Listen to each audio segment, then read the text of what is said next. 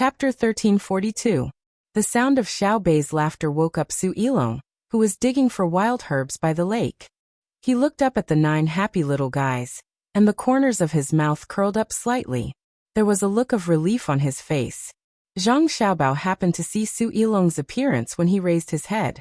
At this time, Su Yilong was not as high-spirited as before when he was following the team. He looked very easygoing and natural. Zhang Xiaobao knew that this was a sublimation of thinking. When Su Yilong returned, he would be much higher than the others of his generation. In that case, he would have an explanation to old man Su Jian. At the same time, the Tang Empire would have one more useful talent, or a good official. Although the children nowadays were educated, and the requirements for students during the imperial examination were getting higher and higher, which seemed very fair. In fact, it could not offset the advantages of the official family. This was inevitable. The same situation existed in any country and era with a system. Whether it was China, the United States, Japan, or Russia, one's family background had always played a very important role. Since he could not stop it, it was better to find a way to improve the personal quality of the official's children. If using a knife to cut off the water did not work, then adding fuel to the fire. Use the system to limit some of the power, and use the humanities to influence some of the officials. Even if there were still various kinds of corruption in the end, the number would naturally decrease. Try to improve the ability of the officials as much as possible, and at the same time ensure the relative income of the officials. Their salary must be in the upper class of society, and their welfare must be higher than ordinary people. Otherwise, they would be in a strong temptation. Yilong, how many wild vegetables have you dug? Zhang Xiaobao, who was in a good mood, waved to Su Yilong and shouted. Su Yilong slowly stood up, carrying a basket in one hand and a leek scythe in the other, and walked over. After a few steps, she tilted the basket so that Zhang Xiaobao could see the wild vegetables inside. She said, "Not much, only half a basket. It's enough to boil soup for a few people. It's not enough to cook vegetables." "Ha! Why is it different?" Xiao Bei jumped twice and came in front of Su Yilong. It looked at her carefully from head to toe, and then looked at the wild vegetables in the basket with a curious look. Xiao Bei felt that the Su Yilong in front of her was like a different person compared to before. Her tone and actions gave her the feeling that she was calm, not deliberate or pretentious. Her gaze was no longer aggressive, but so gentle. "You've changed so quickly. What are you doing? Teach me." "You teach me how to change my expression. I'll teach you how to negotiate. I'm very good at negotiating." Xiao Bei nudged Su Yilong and said, "I want to thank you all. Actually, I'm still me. It's just that I'm a little different after meeting you all. As for your skills, I must learn them. Even if I have to cook for you all every day, I must learn all of your skills. Otherwise, wouldn't I have come all this way for nothing?" Su Yilong lifted the basket in her hand and said to Xiao Bei, meaning that she was going to cook today. Xiao Bei took a step back and waved his hand. "No, let's learn from each other. As for cooking, please spare us. You're a good person. You can't torture us like this. But, we have a seasoning called 13 spices. It's still very good. If you don't believe me, you can ask Chief Simo Domohi." Xiao Bei smiled and looked at Simo Domohi. Simo Domohi's expression was not very good. During the negotiation just now, he did want to bully the little ones. He wanted to use an ivory bead to exchange for 50 kilograms of salt from Xiao Bei. His idea was very good. It was safer to exchange for the salt in his hands. Although they followed the Tang team and discussed before that there would be salt to eat, if one day they were angry, or if the whole team did not have enough salt, it would inevitably be a burden to the people in his tribe. He had some salt in his hands that could be used at critical moments. If the little ones could exchange for a few more ivory beads, he would have a lot of salt. He could dissolve it in water, and drink it to make people feel strong. In the end, it was Xiao Bei and the others who asked what kind of seasonings they needed. He said that if they sold the salt directly, they would not sell it. They had to match it with seasonings. Therefore, the seasonings were expensive. He said that there were 18 kinds of seasonings, matching them with the salt one by one, then 2 by 2, 3 by 3, until there were 18 kinds of seasonings. In the end, there were 153 kinds of seasonings that were matched with the salt alone. Then, adding the 18 kinds of seasonings that were matched with the salt alone, it became 171 kinds of seasonings. Then he added 3 by 3, 4 by 4, and so on. He was confused, but there were a lot of them. After calculating, it was obvious that it was not possible. Simodomo, he was not stupid. He did not want to talk about other things and only wanted to talk about salt. Xiaobei and the rest of the 9 could not directly sell the salt. Although there was a lot of salt in the Tang, it was only useful if they carried it with them. Otherwise, if they did not eat salt, they would fall sick. They saw this point and used salt as the main condition to talk about other seasonings. This was because there were many seasonings in the area. Other than chili, many of the other seasonings grew well. Xiaobei and the rest were puzzled. Why were there so many seasonings in the area?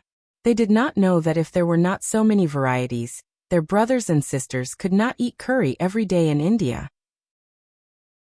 Even if they were imported, they had to take the climate into consideration. Therefore, it was said that the area itself was produced. Xiaobei and the rest took out a few pieces of deer jerky for Simodomo, he to taste. Deer jerky was made with a few kinds of seasonings. They could not carry any seasonings with them. The smell was too bad. After Simodomo he ate it, he felt that it was indeed not bad. When he heard Xiaobei and the rest say that it would taste better with more seasonings, he could not help but be tempted. Xiaobei and the rest struck while the iron was hot. They said that they could provide an unlimited amount of seasonings to Simodomo, he and his people. As long as they could eat it, they would provide all they had, including salt. The prerequisite was that Simodomo, he also had to give all he had. Simodomo, he was happy and said, "You can give me as much as I want." Xiaobei said, "No, I want as much as you can eat. If you eat 1 jin of salt per person a day, I will give you 1 jin per person. If you can eat 2 jin, I will give you 2 jin." They went back and forth on this topic. Simodomo, he was very tired. They had 9 people, but he was only 1. After an hour he agreed. When he agreed, he was in a good mood. He felt that he could hunt for ivory in the future, but he could not find seasonings and salt. Just as they were about to leave, Xiaobei told him that there were seasonings in the area. If they wanted them, they had to send people to pick them.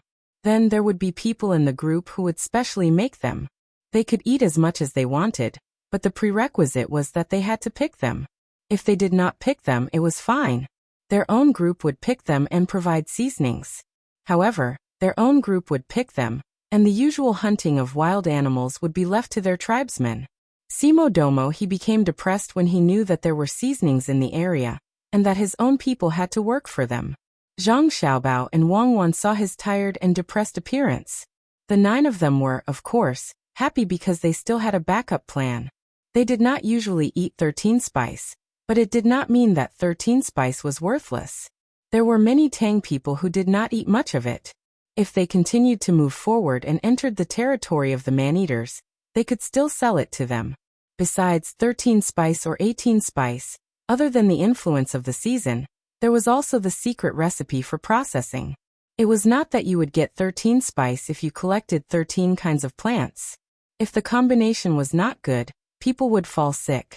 There were things that were sun-dried and shade-dried, and special ones needed to be smoked. This was not told to Simodomo he, and it was not in the agreement. When the time came, they would collect the plants that were in the current season and process 10 portions. They would just give them 1 portion, and say that the processing process failed. Simodomo, he did not know, or else he would fall to the ground again. Nitroglycerin would not be able to save him. When he heard Xiaobei's words, Simodomo, he smiled at Su Yilong, but it was a forced smile. Su Yilong didn't even need to ask to know what was going on. She had heard too many legends about Xiaobei and the others when they were negotiating with others. She knew even more about 13 spice. Although it wasn't very cheap, it wasn't so expensive that it was unbearable. Even if an ordinary family did not eat it, they could buy a bag for a dozen copper coins and leave it at home. When guests came, they could cook it to enhance the taste. Just like tea leaves, that bag was enough to last them for half a month. Those who were slightly better off could eat it casually. Its biggest use was to cook meat. No matter how bad your cooking skills were, you could cook a chicken or some pork, put water in the pot, and add 13 spice. The taste would be good. Salt had to be added last. This was the current rule. If you added salt in advance, you would find that the same level of saltiness would require more salt. Unless it was specially made to make braised food, the salt had to be added first, and then it had to be soaked for a long time. At this time, Su Ilong was thinking about how Xiaobei bullied Simo Domo He with the 13 spice. Simo Domo He's condition was obviously not right. He had just fallen ill, and it was not easy. However, after seeing Zhang Xiaobao and Wang Wan, Seymour Duomo, who was in a bad mood, suddenly revealed a peaceful smile. He instantly understood that what was his might not necessarily be his. Since he was going with the Tang people, he still had many good things in his hands. What would happen? Why not take this opportunity to exchange with the 9 children? He thought that Zhang Xiaobao and Wang Wan would be happy to see that their younger siblings had more good things. You also know how to change your face. Xiaobei was about to show off his achievements when he suddenly realized that Simo Domo He's expression had also changed. He could not help but feel puzzled. Zhang Xiaobao smiled and said to Xiaobei, "They did not change their faces but their hearts. People know how to give and take, so they are open-minded. Pack up, and we will leave in 2 days." Oh. Xiaobei agreed, but he still did not understand what was going on. He realized that he could not figure it out at the moment, so he stopped thinking about it. He snatched the basket from Su Ilong's hand, grabbed one end, and passed the other end to Xiaoyuan. The two of them carried the basket and skipped towards the campsite. "Do you still need me to do anything?" Simo Domo He asked Zhang Xiaobao and Wang Wan. "Don't bring too many things, especially wooden tools that you don't usually use. Throw away what you need. When everyone is here, gather those who are sick together," Zhang Xiaobao said to Simo Domo He. Simo Domo He hesitated for a moment, then nodded. "I know, kill those who are sick." "What did you say?" Zhang Xiaobao asked in surprise. Chapter 1343. Zhang Xiaobao was shocked, and his gaze towards Simo Domoka was no longer friendly. Simo Domoka didn't know what was going on and was still explaining. "I said that I am willing to listen to your orders and kill the sick people." Don't say you'll listen to my orders. I'm not that heartless. If you were my enemy, I'd just be happy if you all died. But now you're my people and not my slaves," Zhang Xiaobao said firmly to Simo Domoka as he stared at him. Simo Domoka was stunned. Then why do you want me to gather the sick people? To treat them? Most of the people here are still young. They died because of illness or other problems, so those who are alive now don't have any serious illnesses. We have a medical team that can give you simple treatment. Not only the sick, but also your people. You all have to cut their hair and take a hot bath. I have medicine specially used for bathing. After that, change into new clothes. If you don't have new clothes, find a cloth to cover yourself. Zhang Xiaobao once again felt the cruelty of the slave system. This kind of disregard for life was even more thorough than his and Cuckoo's. He and Cuckoo had killed people, and he had used all kinds of methods to destroy the enemy. But that didn't mean that he didn't know how to respect life. He also felt uncomfortable when he killed people. He only did it for the benefit of the Tang Empire. There was no right or wrong. He had never said that he would torture people after they surrendered. Even if it was mining, he would give them enough food. He used the captives' physical strength, not their lives. The work they were doing was indeed dangerous, but that kind of danger was probabilistic. It was dangerous for anyone to do it, not just because of the captives. But the rulers of the slave system didn't treat slaves as people at all. They killed them so easily that it was no different from killing a chicken. It was no different from using boiling oil to feed a live donkey meat. Wang Wan also frowned. She had never thought that her hands were clean. If a soldier didn't have blood on his hands, what kind of soldier was he? He had also massacred a Tubo village before, killing both the old and the young. However, that was against outsiders. Now Seymour Duomo understood the meaning of a massacre within the village. No wonder Duo didn't want to go back to the tribe. No wonder the local tribesmen didn't have such a strong sense of resistance. It wasn't that they didn't understand unity, but that their leaders abandoned them too easily. If they didn't have religious beliefs, they would have been finished long ago. Did you hear that? We're not asking you to kill him. We're treating him. Wang Wan looked at Simo Domo with a cold gaze. Seymour Duomo couldn't help but shudder. After he reacted, he nodded repeatedly. Yes, yes, I know. You are the one who treated them. Let me say this first, I have nothing to exchange for this help when you do things. Our medical services are free.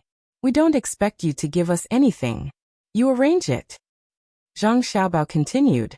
Then he didn't want to look at Seymour Duomo anymore. He pulled Wang Wan and left. Seymour Duomo stood where he was and watched the two people leave, as well as the guards hiding in the dark one after another. He sighed and muttered. If I had known that you weren't going to kill, I wouldn't have said kill. Anyway, the old and weak will die slowly. I'll see if you can save them when we're on our way. You don't understand the cruelty here. Seymour Duomo felt that he was right. In fact, he also wanted to kill a lot of burdens. He felt that it was useless to keep those people alive. In the past, he always sent the old, powerless and sick people outside, so that they could contribute to him at the last moment of their lives. With a sneer, Seymour Duomo touched the small bottle that contained the medicine to treat him, and walked unhurriedly to his palace. A race that doesn't know how to love cannot survive. They will eventually be ruled or controlled by others. I guess he's still thinking that we don't understand the situation here. There are many weak and old people in the team, and they think that our kindness is a joke. But he definitely doesn't think that without this kindness, we wouldn't have the status we have in Tang today. Should we give up on the old and weak? If we lost a battle and were running away, maybe we would choose to give up. But we definitely can't be so calm. I believe that every night, I will be awakened by nightmares. I saw Seymour Duomo's hesitation. At that moment, I didn't know whether he didn't want to kill, or whether he was considering who to kill, and whether he wanted to use this opportunity to get rid of the disobedient. Therefore, only a ruler who recognizes his own power and responsibility is qualified to survive in this world. Otherwise, when the people know that there is another ruler who cares for their people, they will inevitably rebel. At the same time, the foundation of the country will be shaken. You will find that even if you don't give him advanced weapons, many people in the country will die from violence. There will be more violent deaths than when you give him advanced weapons but know how to care for the people or fear the people. Zhang Xiaobao was provoked by Seymour Duomo. When he spoke, he was thinking about how to find a chance to kill Seymour Duomo. This kind of person can't be left alive. If he wanted to achieve a certain political goal, he could send Seymour Duomo to do things that would harm others. When he reached the point of infuriation, he would appear and kill Seymour Duomo. He believed that he would gain the favor of those who were bullied by him. But obviously he couldn't do that. If he did that, his heart would be dirty. Sending someone to do it, and using the lives of the people who did it to achieve his goal, was worse than doing it himself. You mean to give everyone in Tang a gun? Wang Wan turned and asked. Why not? Do you think that you have to use a gun to kill people? As long as the laws against the people at the grassroots level are fair, even if they have the means to kill people who make them angry, they won't use it. It's people who kill, not guns. If possible, not only will I give the people of Tang guns, but I will also tell them that if an official bullies you and you don't have the chance to send a telegram and your life is threatened, then you should shoot. Shoot at that official and shoot at the person who threatens your life. Zhang Xiaobao made a shooting action as he spoke, and there was a cold smile on his face. If we do as you say, Tang will be in chaos. Well, at least that's what the corrupt officials of Tang will think. You don't need to say it, I'll say it for you. Wang Wan smacked Zhang Xiaobao's hand that was about to raise the gun and said. She actually understood that when people said that more people died from gunfire in other countries, it was actually a one-sided view. Countries without guns had more people dying from knives and bricks. When everyone had a gun, they naturally knew how to respect life. When everyone had their own car, they naturally wouldn't think that pedestrians had to let them go first. Respect came from the same social status. Social status depended on hard work and effort. Whether hard work and effort produced results, or rather, the probability of producing theoretical results, depended on the policies of the ruling class of the society. That's why we have to cherish this era. We have to maintain the development of economy and technology, strengthen traditional morals, strengthen the law, and create a stable social environment. Even the rulers have to act in the interests of the majority when they do things. Zhang Xiaobao concluded. Wang Wan smiled. Does that mean that Li Longji has no choice but to compromise? Li Longji is actually quite cute. Zhang Xiaobao also smiled. How is he cute? What are you looking at? As Wang Wan spoke, she saw Zhang Xiaobao looking around, so she followed suit. I'm looking to see if there are any spies. We have people in the palace providing information. Don't you think he's cute? He has no choice. Can't he just get rid of us? He's not stupid. He still wants to be the emperor. He's probably thinking of us right now and wants us to go back quickly so that he can travel. This means that his power is restricted. Even if he can tolerate the turmoil in the country, he can't tolerate the powerful weapons of an unknown country that can attack from thousands of miles away. When it reaches this level, he'll probably have other thoughts. Then he has to wait. Wait. Aren't we all waiting? Zhang Xiaobao and Wang Wan chatted all the way back to the camp, and they happened to see the little ones busying themselves there. There was a large basin filled with a lot of yellow-black scrambled eggs. On the other side was a chopping board. Xiao Bei and the others took the small root vegetables out of the water and handed them to Su Yilong. Su Yilong held the knife in one hand and the small root vegetables in the other, working hard to cut them. Be careful, don't cut your hand. Our knife is very fast. You cut it one by one. Don't think that you're as agile as the logistics master in the team. When you find that you feel uncomfortable cutting the vegetables, you have to stop and adjust. Don't think that there's only a little left and cut through it, understand? Xiao Bei held a few washed small roots in his hand and nervously watched Su Yilong cut there. His mouth didn't stop talking. Su Yilong was sweating profusely. Looking at the muscles on his arms that were exposed when he rolled up his sleeves, she knew how nervous he was. But he still insisted, cutting while replying to Xiao Bei. I know, I've written it all down. You guys know more. I'm far worse than Xiao Chang and Xiao Gang. Then you still want to cut, let them do it. Xiao Bei glanced at Xiao Chang and Xiao Gang who were kneading the dough and said to Su Yilong, how can I let you do dangerous things? Otherwise, when Xiao Bao and Cuckoo see it, I don't dare to imagine the consequences. If the knife is not sharpened so fast, will it? It will cut off your hand. A blunt knife hurts people. Xiao Bei and the others usually use very fast knives. Not to mention cutting hair. As long as your hand touches it, it will definitely be cut. Zhang Xiaobao's voice came. Brother, sister, you're back. We were cutting the stuffing. We wanted to cut it, but we found that if we cut it, all the vegetables will fly away, so we had to cut it. Why, brother?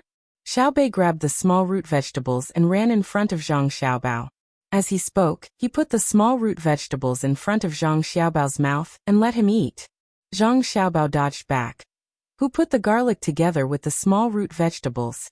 The color and size are different. Let's take a good look. Oh, I know the garlic, but there are only a few. It's not good to eat raw as it's too spicy. This thing is useless. Brother, why do you think it flew away when you cut it? Xiao Bei retracted his hand and looked.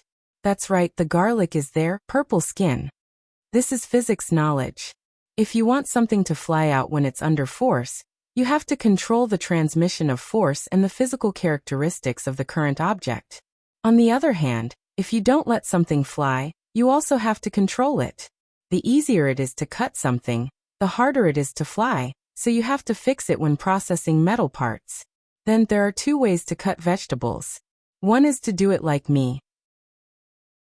As Zhang Xiaobao spoke, he stepped forward and picked up the other kitchen knife beside him. He took the mixture of root and garlic from Xiao Bei's hands and placed it on the chopping board. The knife rose and fell, and after a few swings, the mixture was cut into small pieces. Then he continued to cut it into smaller pieces. This is the familiarity of the tool and the thing being cut. It also requires strong control. Practice makes perfect. It's very simple, but you need to persevere. Wow, brother is so awesome. Xiao Bei clapped his hands and shouted. Su Yilong stopped and listened carefully. She knew how Xiao Bao's cooking skills were, but she had only eaten before. She had never seen Xiao Bao cook. Today it was an eye-opener. Why couldn't it fly? The knife was obviously not used for cutting. Zhang Xiaobao continued. There's another way. It's much simpler. Bring all the vegetables you've washed over. The few little guys brought the things up and piled them together. Zhang Xiaobao gathered them again, and then began to cut with the knife.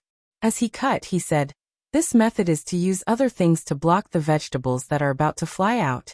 Stack the vegetables together, and the knife cuts in the middle. In fact, they will fly, but they will be blocked.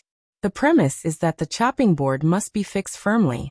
Otherwise, with the force of the chopping board, the vibration produced will still shake the things away. Observe more in your daily life. You will find that the thickness of the chopping board used to cut vegetables doesn't matter. But the chopping board used to cut vegetables must be thick wood. And it must be one piece, not a few pieces of bamboo stuck together. But we can't put metal plates, springs, and shock absorbers on the chopping board. That will reduce the kinetic energy of the falling knife. We need a tool table that can mitigate the force and hold it in. Only then can we use it to cut. This is actually the simplest physics analysis and application. When cutting vegetables, there is also a need to guide the flow. Similarly, when cooking, heating is inseparable from physics. We also have to pay attention to the chemical reaction. When different ingredients are put together, poisonous substances will be produced. This is called the mutual promotion and restraint of ingredients. The purpose of learning knowledge is to apply it. You have to do more often when you have nothing to do. Do it purposefully. This will not only promote your hands-on ability, but also deepen your grasp and understanding of knowledge. After Zhang Xiaobao finished speaking, the vegetables on the chopping board were also chopped. A few pieces flew, but most of them were not a problem. This was within the normal range. The vegetables that were chopped by the special grade chef would also fly. If he didn't want them to fly, he would cut them. Of course, there were also experts who would cut things flying when cutting vegetables. We have to think more about how to play in the future. Xiao Bei understood and said happily. Su Yilong's face was full of gratitude. She knew that Xiao Bao said this for her to hear. She usually had access to a lot of books, but she just read them. She never thought that physics and chemistry could be used in cooking. Chapter 1344. The 9 little guys were not willing to think about things that were too deep. They would only think about it when they needed it, and they were not worried about not being able to figure it out. They had brothers and sisters to back them up, and they had very powerful brothers and sisters. Therefore, what they were thinking about now was how to wrap the small root cabbage in a box and fry it in a pan. Today they planned to cook a meal by themselves, including the cat ear soup that went with the small root cabbage box. But there was no fresh cucumber pickles. If the team came to travel, fresh cucumbers would not be a problem. Someone would specially carry soil and grow cucumbers on it. But now it was a war. Who dared to waste manpower and material resources like that? If there was a spare place, it would be better to fill it with salt or bullets. The 9 people who made the box for the first time were very nervous. Su Yilong also did not cook. He could not cut the vegetables well. What else could they expect him to do? As the main force of the box, Su Yilong was very excited.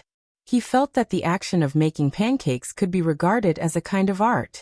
But only those who made pancakes every day understood that it was actually a kind of life. Zhang Xiaobao and Wang Wan no longer went in to rest. Instead, they took out folding stools and sat down, watching their younger siblings and Su Yilong cook. The two looked at each other and remembered the first time they made wontons for their family. The same passion, the same excitement, and the different craftsmanship. Even if the little guys put their heart into the box they made was also strange. They could not even squeeze the edges of the box. Only the clumsiness can be seen in the simplicity. Great skills appear clumsy. Zhang Xiaobao did not care. There were only 3 consequences if the box was not wrapped well. First, the stuffing was leaked. Second, the stuffing was not cooked in the thick part. And third, the thin part was scratched. This was not a big problem. If the stuffing was leaked, it could also be fried and eaten. If it was not cooked, it was not a big problem. In the stuffing of wild bird eggs and small root cabbage, the bird eggs had to be fried first. The small root cabbage could be eaten raw or cooked. As for the scratched part, it could be eaten as a strange rice crust. As long as the little ones put their heart into it, no matter what they made, the adults would feel that it was delicious. Even the delicacies made by the top-class chefs were not as delicious as the noodles made by the children. This was the consensus of the adults in the world. Zhang Xiaobao and Wang Wan didn't care and just waited to eat. The little ones also didn't think about the food they made. They maintained absolute confidence that the food they made would definitely be good. Only Su Yilong, who was slightly older, was afraid. She was worried that Xiao Bao and Cuckoo would not like the food she made. From time to time, he would look at the pot, then at Xiaobei and the others who were wrapping the boxes. He looked at the stuffing in the basin and suddenly had an idea. He suggested, "Can we add some meat inside?" Xiaobei was tasting the newly mixed stuffing to see how it was salty. When she heard Su Yilong's movement, she raised her head to look at him and said helplessly, "Brother Yilong, cooking is the same as composing poems. It doesn't matter how much flavor you add. It depends on whether you can express a flavor. Just like the chive stuffing, if you want to add meat, you can. It's very simple. No matter what kind of meat you add, it's not a problem. It doesn't matter if it's nutritious mutton, warm chicken, or cold crab meat.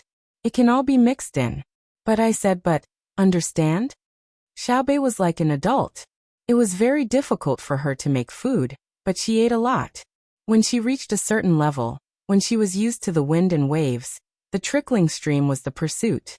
Su Yilong knew what chives were. She didn't like to eat them usually. Every time she ate them, she would have a stomachache. It was only when she ate at Zhang Xiaobao and Wang restaurant that she was fine. He also didn't know what was going on. Seeing that Xiaobei said that she could put everything, he asked, "Isn't it good to put venison?" "Okay, but we want to eat the pure taste of the root vegetables. The monarch, the minister, and the assistant minister are the rules. Whether it's used in medicine, calligraphy, or food now, who is the monarch and who is the minister? When you put venison, I only want to eat venison. Moreover, eating venison and root vegetables together is too nutritious. Then why did you put wild bird eggs?" Su Yilong asked as if he was asking for advice. In terms of enjoyment, he was very clear that he was not the opponent of the little guys. Although they suffered a lot, that was because they were willing to. However, if they didn't suffer, when it came to enjoyment, he was far behind them. Xiaobei spat out the stuffing in her mouth and reached for the salt. When she touched the box of salt, she paused. She bit her lower lip, looked up at the sky, rolled her eyes and retracted her hand. "You can't put any more salt. If there's less salt, you can eat it with other seasonings. If there's too much salt, you can't reduce it. It's not like you're making takeout." "Then what did you say? Bird eggs? It's fresh." Brother and sister said that the simpler the organization structure, the fresher the taste. If you want to put things, you can put river prawns. It has to be big. Only meat, no shell. Sea prawns can't. Sea prawns are too fresh and will suppress the taste of the root vegetables. We want to eat the root vegetables. Then why not put river prawns? Su Yilong felt that there was a lot of knowledge in eating, so he became more and more curious. Because no one catches and peels prawns. If you want to eat something with 3 fresh stuffing, the egg has to be cooked, but the prawns have to be raw. If you boil the prawns in water, they become stuffing and then heat them up again. It's easy to cut your hand when you peel the raw prawns. I'd rather not eat it than do it. What if you get injured or infected? Xiaobei shook her 2 chubby little hands, indicating that she didn't want to be cut. Su Yilong had to admit that she couldn't compare with the little guys in many aspects of life. For a moment, she couldn't help but feel envious. It wasn't that she hadn't experienced life, but that no one had ever told her this in her daily life. It seemed very simple, but there was endless knowledge in it. No wonder His Majesty also put his youngest children beside Xiao Bao and Cuckoo. They were the eldest princess and the first prince. It turned out that their education started from the bits and pieces of life. After an hour, the root vegetable boxes were done. Black, yellow, and gray, they were stacked one by one. They were put on a plate and sent to the dining table in front of Zhang Xiaobao and Wang Wan. There was also a bowl of wild vegetable soup with the smell of oil floating in it. Because the root vegetable boxes were limited in quantity, they were usually only eaten in the inner courtyard for Xiaobei and the others. The wild vegetable soup was much easier to make. In addition to some chopped green onions, There was water, salt, pepper powder, and some uncooked oil. There were 2 full pots, less than half a basket of vegetables in them. They were distributed to more people to drink. There were a few wild vegetable leaves in each bowl. Zhang Xiaobao and Wang Wan had the most wild vegetables in their bowls. This soup was simple to make, but it was very good for people's health. Regardless of whether the weather was cold or hot, drinking it while eating would replenish water. Furthermore, it was eaten with steamed buns, so there was no need for vegetables. It couldn't be compared to the soup of the rich and powerful. That kind of soup was boiled, or boiled. Speaking of the soup with the best taste, the rich and powerful generally couldn't drink it. It wasn't that they didn't have the ingredients, but that they didn't have the skills. Zhang Xiaobao drank a mouthful and looked at Wang Wan. Wang Wan smacked her lips and said, "No wonder people in the south said that northerners' soup is scrubbed water. If the oil isn't boiled well, it is indeed very similar to scrubbed water. If the southerners' soup isn't boiled well, it's no different from the northerners' pig food. Let's not attack each other, okay?" Generally, only people who have never been out, or people who went out and suffered losses, are willing to attack each other. Whoever attacks shows that they have low self-esteem. The strong are respected wherever they go, so they are friendly to everyone. When I was abroad, I didn't attack the country. I even wanted to come back, but I knew that as long as I showed my face, I would definitely be caught. Especially beautiful geniuses, they were very willing to catch me. Zhang Xiaobao looked at the soup bowl in front of him, and said to Wang Wan. Wang Wan took a bite of the small vegetable box and swallowed it slowly. She drank 2 mouthfuls of soup, and let out a long breath. Now I don't have to worry about the excess food in my stomach. But people who have gastric problems definitely can't eat this kind of box. Eat, don't complain, it's my mission to catch you. I'm not talking about you, I'm talking about the beauty. Xiaobei, come, let me tell you, next time when you make this kind of soup, remember to sprinkle the chopped green onions into the oil first. If the chopped green onions don't turn black, it means that the oil temperature is not enough. Don't add water immediately. Zhang Xiaobao said to Wang Wan. Seeing that Wang Wan's eyes began to change, he hurriedly called his sister. Xiaobei also knew that the taste was not good, but this was made by them. She had to drink and eat. She picked up a black box on both sides and put it on her brother's plate. She said, "I haven't made it before, so I'm not familiar with it. Next time I won't. If it's not good, don't drink it." Zhang Xiaobao was speechless. You think it's only the soup that's not good? Then why did you pick up a black box for me? But he said, "How is it not good? It's just that it hasn't reached the highest level. If the soup is given to the people of Duo tribe to drink, they'll be happy to death. It's good enough that there's salt." I think so too. Xiaobei was very considerate, but she still looked at the soup and frowned. She asked, "Brother, is there a way to not have the smell of raw oil no matter when you add water?" "There is." Zhang Xiaobao patted Xiaobei's head. "It's fine as long as the oil is cooked before. Didn't you notice that there are many oil jars in our kitchen? It's that simple. Then what should we do now that the soup already has the smell of raw oil?" Xiaobei felt that her first time cooking was a failure. "Do you still have chopped green onions?" "Yes, there are wild onions in the mountains, a lot of them. You just need to chop the chopped green onions and sprinkle them directly on top of the soup." Zhang Xiaobao gave a remedy in a situation where there was no other way. Xiaobei was happy. Sure enough, her brother was the best. She threw down the chopsticks in her hand and ran to find Xiao Yuan and the others to make arrangements. Zhang Xiaobao smiled and said to Wang Wan, "Eat beauty. Actually, this soup and box are not bad." The title of beauty was effective. Wang Wan did not mention what had just happened. She gently drank the soup, and it seemed that it was really delicious. Then she said, "Compared to the people in the refugee area, the food in front of us is a delicacy. Yes, the damage caused by natural disasters is great, but there are also many man-made refugee areas. I wonder how many refugees will appear in Duo tribe this time." Zhang Xiaobao also carefully chewed the black box that Xiaobei had given them. "It depends on the situation at sea." Wang Wan turned her head and looked to the west. Chapter 1345. Wind direction, southwest. Wind speed, 5. The situation under the water is unknown. It is not easy for large ships to approach the shore. Send small ships into the water. Pay attention to the tail waves. On the ship closest to the shore, someone on the lookout tower sent out a signal with a sailfish. In the fleet of large ships, there were immediately 100 smaller ships. 2 small ships, each 4.5 meters long and 2 meters wide, came down from each ship. Each small ship could seat 8 people. They rowed toward the shore, and there were also things covered with canvas on the ships. About 200 li away from the 1,000 ships, there were 9,000 ships anchored there, including 2,000 gunboats. These were all the naval forces the Tang Empire could muster. Over the years they had built 3,000 gunboats. 200 were left in the country and 500 were used to patrol the seas. Wherever there were Tang merchant ships, there would be Tang gunboats. The rest were all sent here. In the future, they would not build the same type of gunboats. New gunboats were rarely built. Usually they would build 2 or 3 and send them to the seas, lakes, Yellow River, and Yangtze River for training and to learn the techniques.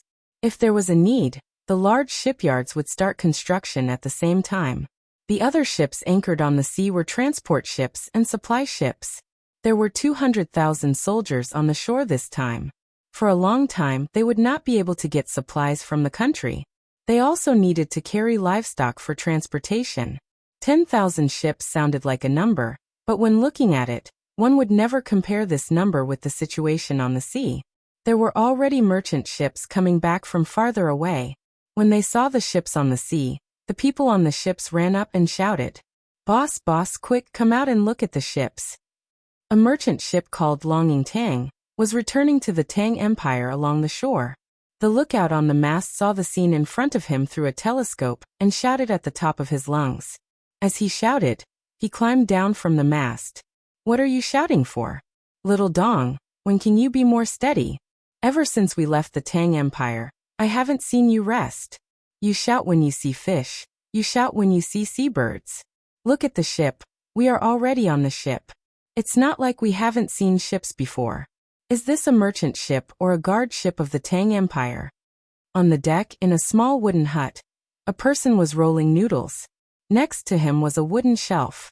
On the paper, there were 3 very small children. From their clothes, it could be seen that they were 2 boys and 1 girl. When he heard the lookout shout, he quickly added some cold water into the pot and shouted back. The man he called Xiao Dong had already slipped down from the mast very deftly and stood in the doorway. He sniffed and said, "Boss, oh I mean Captain. You made noodles for me again. There are boats, many boats. Who made it for you? The noodles I brought from the Tang Empire were not much to eat. I cooked and ate a few mouthfuls, but when I got home, the 3 kids kept pestering me. I couldn't even eat a peaceful meal of noodles. When I came out, they were less than 1 year old. When I went back, they would be 3 years old. That is the time when they are naughty." The captain narrowed his eyes as he looked at the picture on the paper. Suddenly he glared at Xiao Dong and said, "Xiao Dong, I told you 100 times to hang the binoculars around your neck. You just had to take off the rope. If you really fell into the sea, I won't be your witness when we get back. Let's see how the authorities will deal with you." "Boss, don't worry. You see, I have a rope tied around my waist. I can't wear it around my neck. My neck will be worn out after a long time." "Boss, oh Captain, I mean ship, if you don't believe me, you can take a look with the binoculars later. It's so scary." Xiao Dong pulled the binoculars.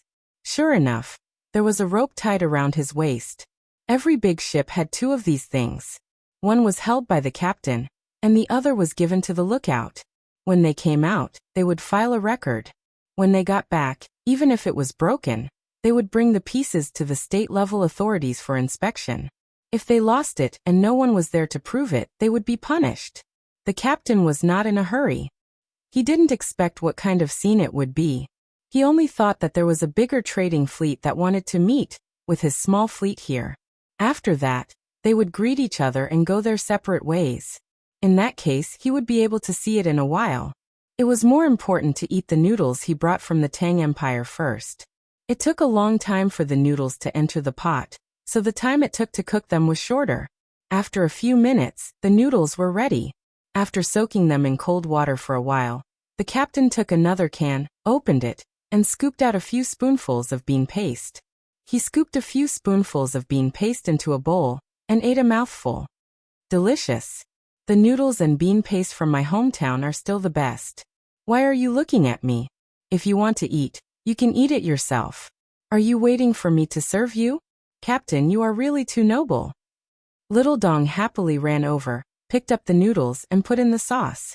He lowered his head and stuffed half of the noodles into the bowl. Then he raised his head and rubbed his mouth in satisfaction. Captain, I just remembered. A month ago, Little Bean was sick and wanted to eat noodles. You took out a can of bean paste and said that it was the last one. Today could it be? I'm dreaming? Yes, now that you have woken up from your dream. Go up and take a look. Are you still full? I only made this much. That bean paste, aren't you afraid of being salty? When the captain was speaking, Xiao Dong picked up 2 more chopsticks of noodles and put the bean paste on the noodles. I have woken up from my dream. Boss, I am going up now. You eat slowly.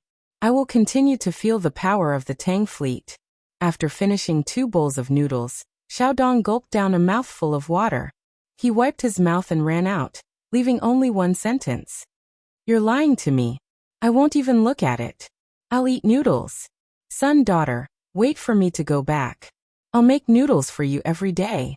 The goods on the 5 ships are all yours. These are goods from Africa that Xiaobao and Cuckoo mentioned. They're very valuable. The captain continued to slurp his noodles unhurriedly, muttering as he looked at the 3 children drawn on the paper. By the time he was full, a quarter of an hour had passed. He let out a satisfied burp and looked at the noodles that hadn't been cooked yet. He gently placed the can of bean paste on the table and wondered who would be lucky enough to run over first. That way, they would be able to cook the noodles themselves. The captain rubbed his stomach and took the binoculars. He strolled outside and continued to look at the sea and blue sky. He thought of Xiao Dong's words and looked ahead with the binoculars. Ah, so many ships. Damn, this is the Tang fleet. Our Tang has so many ships? Reflected in the captain's eyes were ships after ships with dragon flags fluttering in the wind. Everywhere he looked, there were only ships. There was no end in sight. At the end of the sea and the sky, he could vaguely see the silhouettes of ships. The captain was dumbfounded. He swallowed hard and murmured, "What's going on? Am I dreaming? No, absolutely not. Why would the great Tang's fleet come here? Who is going to be unlucky? So beautiful, so mighty. Come out for this captain. Look at the fleet. It is the Tang fleet." After muttering to himself, the captain began to shout to the cabin below the deck. His hands holding the binoculars turned white, and his body trembled uncontrollably. He was too excited. In the past, he could only see a few gunships and supply ships of the Tang fleet. It was rare to see dozens of ships at the dock at the same time. Today he was truly satisfied. His great Tang had so many warships. When gathered together, they could blot out the sky. This was the Tang fleet, the strength to protect the Tang people. The captain pursed his lips, puffed out his chest, and let the sea breeze blow. He had the urge to cry. The ship in front of him could no longer be called a ship. It was like a mountain range, continuous and unending. What could be prouder than this? More footsteps came from the deck. Hearing the captain's shout, the sailors thought that something had happened and ran out. However, they didn't find any danger. When they looked forward, they were all stunned.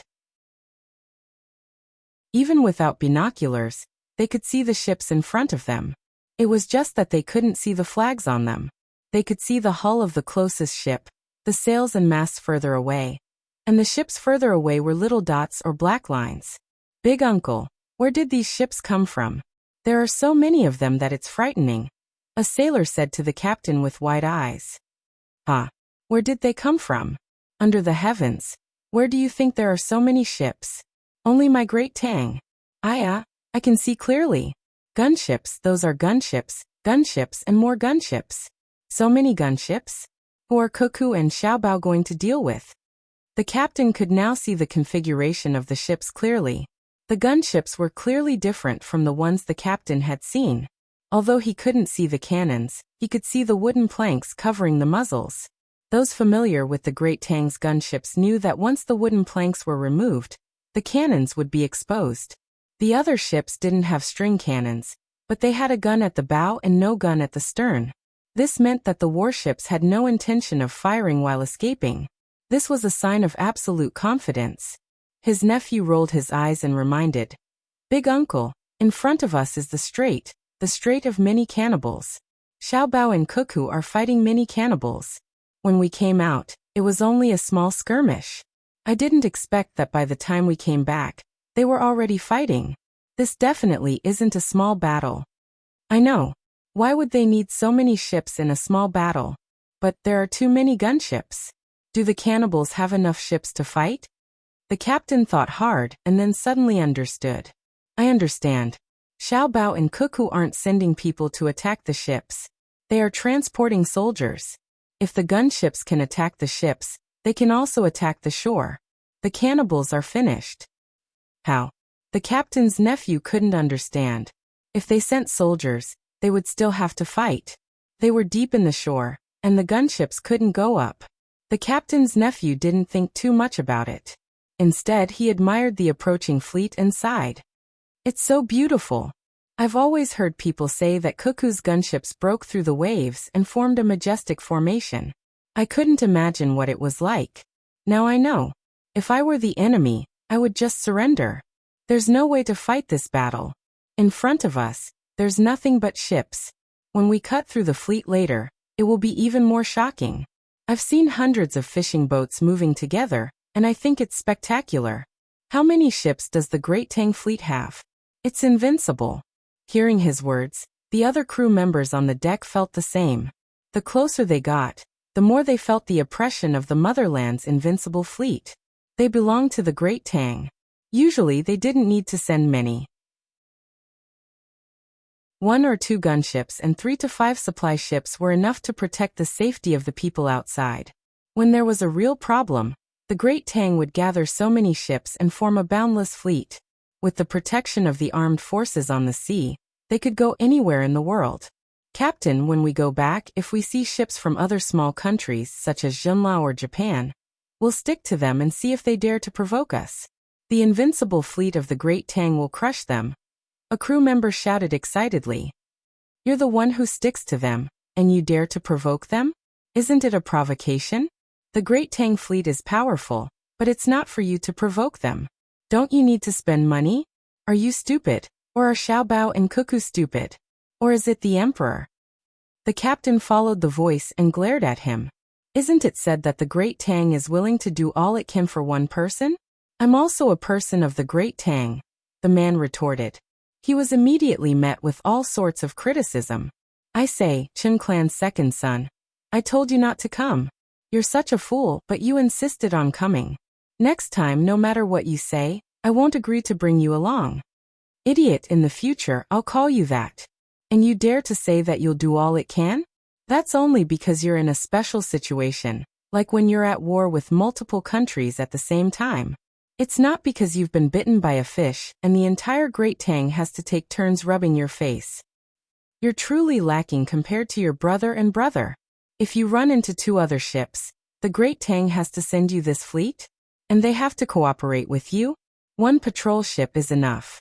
Chen boy, you're sick. You need to be treated." "Old 2, I'm confused. Why do you have to provoke others? If their ships are filled with valuable goods, then after you provoke them, the Great Tang's armed ships will go and help you steal the goods. But if their ships are filled with rotten fish and shrimps, then after you've provoked them, our Great Tang ships will go and help you fight. We won't get any benefits. Isn't that just making trouble for the Great Tang army? Brother Chen, you're not young anymore. Shut up." "What brother Chen? You're my younger brother, so just call me brother." "You're also talking about me. Do you want to put righteousness before family?" The younger brother reacted and hurriedly defended his older brother. "That's right, you're my older brother. You, all of you, stop talking about my older brother. Look at the ships." After having their fill, the crowd stopped mocking the second son of the Chen clan and turned their gazes to the Great Tang fleet. Bong, bong, bong, bong, bong. Bong. Suddenly, the sound of drums and horns came from the fleet in front of them. All sorts of small flags began to move, and the ships with sails began to lower their sails. Big Uncle, what are they doing? The captain's nephew asked curiously. The captain was also puzzled. As he watched, he suddenly realized that the clouds in the sky were moving faster and faster. Immediately, he shouted to the surrounding crew. Quick, lower the horizontal sail and raise the jib. A gale is coming from the side. Don't look at the ship, or else it'll be blown away. Only then did the crew react. They hurriedly got into position and began to do their work. Soon, the horizontal sail was lowered and the jib was raised to a separate position. The speed of the ship began to decrease. The people on the observation deck did not continue to stay and slipped out to the deck. After a while, the crowd gathered at the front deck. Only the people controlling the sail and the helm were unable to leave their positions. Normally, when encountering such a situation at sea, one would be very nervous. Each time, they would be worried that something would happen and that they wouldn't be able to return home. However, the people on the ship were very relaxed. In front of them was the fleet of their motherland. If the wind was so strong that it was dangerous, the fleet would definitely send a ship to inform their merchant ships. Since no one had come to inform them, it meant that the wind wasn't out of the control of the fleet. Since this was the case, the 5 ships on their side would enter the fleet in a short while, and the fleet would protect them. The wind began to pick up, and the sails of the 5 merchant ships formed a large angle with the ship. If one only looked at the sails, they would feel like the ship was moving at an angle. As the wind howled and the waves battered the sides of the ship, the people on the ship weren't worried in the slightest. All of them steadied themselves and experienced the feeling of riding the wind and waves. Although the wind was blowing from the side, the ships were actually moving faster. 30 minutes later, the 5 merchant ships finally brushed past the closest Tang warship. The flags on the ships fluttered in the wind. Soldiers wearing different types of navy uniforms were saluting the merchant ships. Their standard standing posture and neat movements made the people on the merchant ships tear up. They all returned the salutes that were out of shape. As they went deeper and deeper into the fleet, they couldn't see the outside anymore. There were only ships, countless ships, and the orderly salutes of the soldiers on the ships they passed. These orderly movements made the blood of the people on the merchant ships boil. They saw the majestic warships, the resolute soldiers, the rolling dark clouds, and the flapping war banners. For a moment, they felt very reassured. There was nothing in the world that could fight against this army. It was too strong, and the eyes of the soldiers showed no sign of retreat or weakness. Good soldiers, once we return and sell the goods, I will take out 10% of the net profit and send it to the barracks. The soldiers of my great Tang can't be wronged. Our dignity in the outside world depends on them. The captain solemnly said.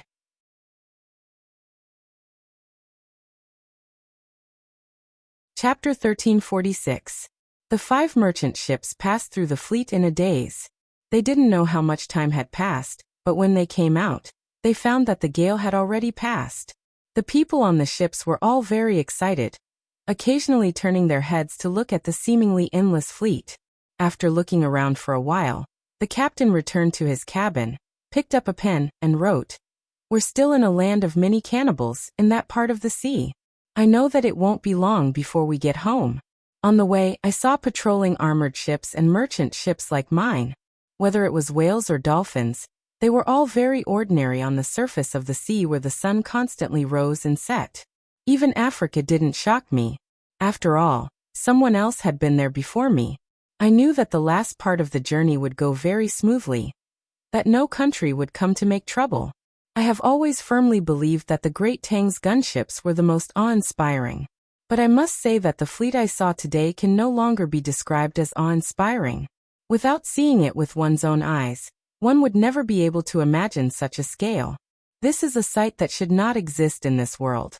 Warships much larger than merchant ships were anchored on the surface of the sea in rows and groups. When I looked through my binoculars, I couldn't see the end of them. They simply floated there, doing nothing, but my heart was filled with boundless pride. I truly didn't dare to guess what I would do if I were an enemy of the Great Tang. Perhaps surrendering would have been a good idea, but I would have to kneel on the deck before the gunships could open fire. But I wasn't. I kept telling myself that I wasn't an enemy, that I was a citizen of the Great Tang, and I was proud to be a citizen of the Great Tang. Thus, I decided to take out 10% of the profits and use it on the Great Tang's fleet. They were worth it, and I had no regrets. The soldiers of the fleet were in no mood to consider the thoughts of the people on the merchant ships that had just passed by. They simply expressed their welcome. According to Cuckoo's request, whenever a Great Tang army left Great Tang territory and encountered a non-combatant of the Great Tang, they had to give them a salute.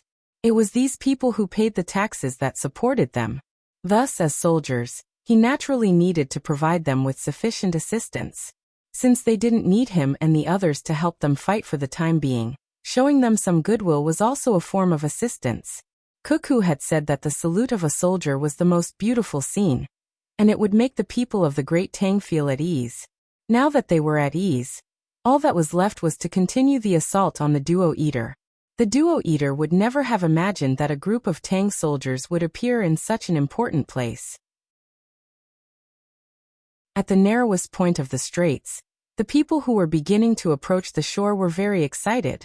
They had already seen the ships of the man-eaters anchored one by one at the rudimentary docks. Actually, it was not quite correct to call it a dock. It was a pity that in such a good natural deep-water place, those boats were too small. Moreover, they were dragged to the shore, where the water was not deep. There aren't any reefs down there. If I had known, I would have just let the big boats come over. It's really a good natural harbor, but the scenery is a little lacking. I thought that I would be able to see a cluster of buildings and all kinds of tropical plants. A sailor who had just docked his boat looked at the scenery in front of him and felt a little disappointed. He had always imagined that other people's docks would be like Luzhou's. When he entered the dock from the outside, he would see a cluster of buildings and a pleasant greenery. However, this was not the case at all. There were no buildings, only a dozen or so boats stranded on the shore. Then, what entered his eyes were mountains, rocks, and yellow hills. The first impression it gave was that it was a barren place. Moreover, there were no lush forests on the mountains. They were all bare. Only when he looked carefully would he see specks of green grass growing with difficulty and tenacity. Why didn't the Duo Eater build up such an important place? What a pity! Zhang Daqiang, what are you standing there for? Hurry up and move the things ashore. Just as this person was lost in his thoughts, the captain's voice rang in his ears. He was so frightened that he hurriedly jumped off the boat and began to cooperate with the others to move the things on the boat ashore. The first batch of things carried by the small boats were machine guns and ammunition. They thought that they would be blocked by the enemy if they came over, so they were prepared to force their way ashore. In the end, they found that the actual situation was different from what they had expected. There was no Duo Eater at all. What they saw was only desolation.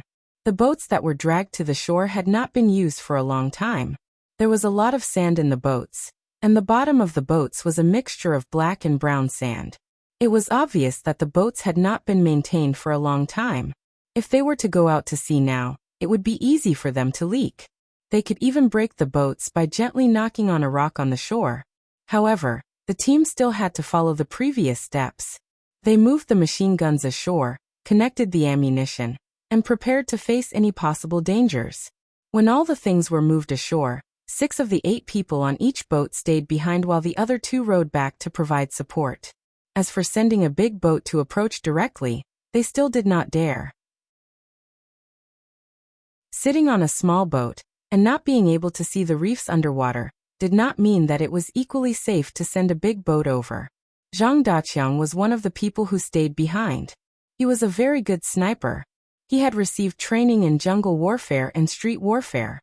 He had also specially gone to Fengzhou, to be precise, the southern bank of the Yellow River in Fengzhou. There was a desert there. It was very big. Zhang Daqiang had never walked from one side to the other, and no one would ask for that. However, he had survived there for 2 days. Yes, 2 days. During those 2 days, he only carried a wet towel wrapped in layers of oil paper and a single-edged serrated knife. Other things he did not carry. The experience of those 2 days was definitely a choice between life and death. Fortunately, There were many eagles circling in the sky. The two most beautiful ones were red and white. The red one was called the Red Luan, and the white one was called the Shuiyin. If he felt that he could not stand it anymore, he would wave to the sky. There would be eagles bringing water and other supplies, but at the same time, he would be eliminated. Those who were eliminated would not be able to go ashore and continue to move forward. Zhang Daqiang also participated in other training after that, but it was still in the desert. He only came out after 4 months. Who knew how many layers of skin on his body had fallen off? Damn, it's so hot. Zhang Daqiang and the others left in a small boat. Some people stayed behind to provide cover fire, while he joined one person on each boat. There were a total of 200 people. They were very familiar with each other. They were teammates who had survived together in the desert. Yes, it's hot. A weak voice followed. Zhang Daqiang did not need to look back to know who it was. The person's real name was Tu Dong. He was the 4th child in the family. His nickname was Rabbit. Tu Si Rabbit. It was very pleasing to the ear. When Zhang Daqiang heard Tu Dong's voice, he didn't feel that Tu Dong was a very weak person. Tu Dong's voice was always so soft, and his expression was always shy. However, this kid was not weak at all. He was the most skilled at catching snakes and skinning them. He was also very bold. No matter what the desert thing was, as long as it was said to be edible, he dared to eat it raw. He ate it more delicious than anyone else. The most important thing was that he was very sensitive to water. He could always find the place with the heaviest water vapor under the sand, and then use simple tools to gather the water. Of course, his marksmanship was not bad. Otherwise, he would not have been arranged to be in the first batch of commandos. Don't talk so much when you're hot. Get ready and start adjusting your state. Today we must advance 50 miles and clear all obstacles along the way. We must circle the area where the quicksand may appear, and clean up all kinds of dangerous insects and animals in the desert. The person who came down from the other boat said to Zhang Daqiang and Tu Dong unhappily. The two of them immediately shut their mouths and began to prepare. They put on their gloves, tied up their sleeves, checked if the straps on their boots were done properly, and tied up their pants. They put on their hats, tied up their collars, and covered their face masks and reflective glasses. Every part of their bodies was covered, and not a single trace of their skin was exposed. In addition to the large dual backpacks, the guns in their hands, and the knives at their waists, they felt even hotter. However, none of them changed into trousers and vests. In the past, they did not know, but after participating in the desert training for 4 months, they had a deep understanding. In the desert, one should not think that it was cool to wear less. The temperature of the sand was very high. If one's skin was exposed, it would be cracked by the sun. The most important thing was that the water in the body would be lost very quickly. Now they looked uncomfortable, but they could survive very well and save water at the same time.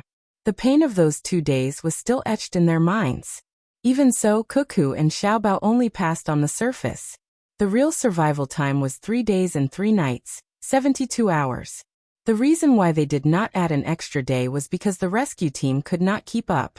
During those 2 days, they could not just hide in one place. They also had to complete the mission. Otherwise, it would be much simpler. They just had to dig a hole in the sand dune facing away from the sun, bury themselves in it, and hold on for a while. Zhang Daqiang, who had a deep impression of this, did not say anything, but he could use sign language. He said to Tu Dong next to him, "Cuckoo and Xiaobao are really amazing.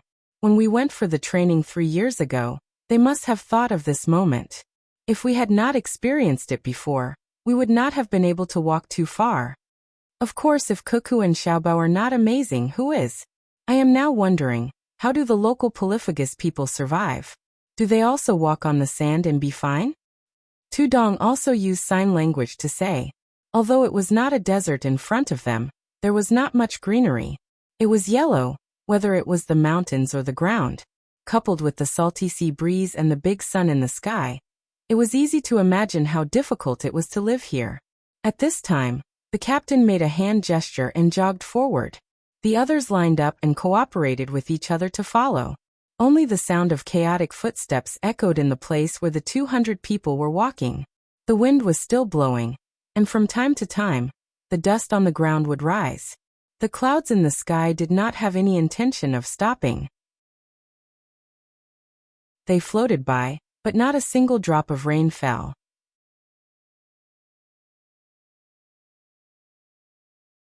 Chapter 1347. When the Tang army landed behind the Duo people, Zhang Xiaobao and Wang Wan also set off with their troops. None of the 3,000 people in Simo Domo's tribe were missing. It wasn't that they didn't want to secretly leave the group, but they considered that if they didn't follow the larger group, the rest of them wouldn't be able to survive. Simo Domo took all the food and dried meat, most of the metal tools, and the livestock of the tribe. The people who stayed behind had to find their own food, and use tools made of wood and stone. If the rabbits and deer were their food, then they were also the food of the wolves, tigers, leopards, and other carnivores. They didn't think that they could easily defeat the animals that wanted to eat them, and they didn't think that they could easily catch the animals they wanted to eat, especially salt. Who would provide it? Thus everyone left. At least they didn't have to worry about starvation if they followed the Tang army. There were fewer old people in the group, and none of them were sick. Simo Domo had thought of all sorts of ways to let these people end their lives early. Otherwise, a person who couldn't work and needed others to take care of them would be a burden. Fortunately, Simo Domo wasn't stupid enough to treat the children as a burden, so the children were still alive. The women weren't. Simo Domo had quite a number of women, a total of 14. Looking at each of them, it was obvious that the local aesthetic view was different from the Tang people. Duo felt the same way as Simo Domo. He felt that the 14 women were beautiful. Of course, even if his aesthetic view was slightly different, he still felt that Cuckoo was more beautiful. The main reason was that he felt that this person who was called Demoness Cuckoo was strong enough. Not only could she command a battle, but she also had a fighting strength.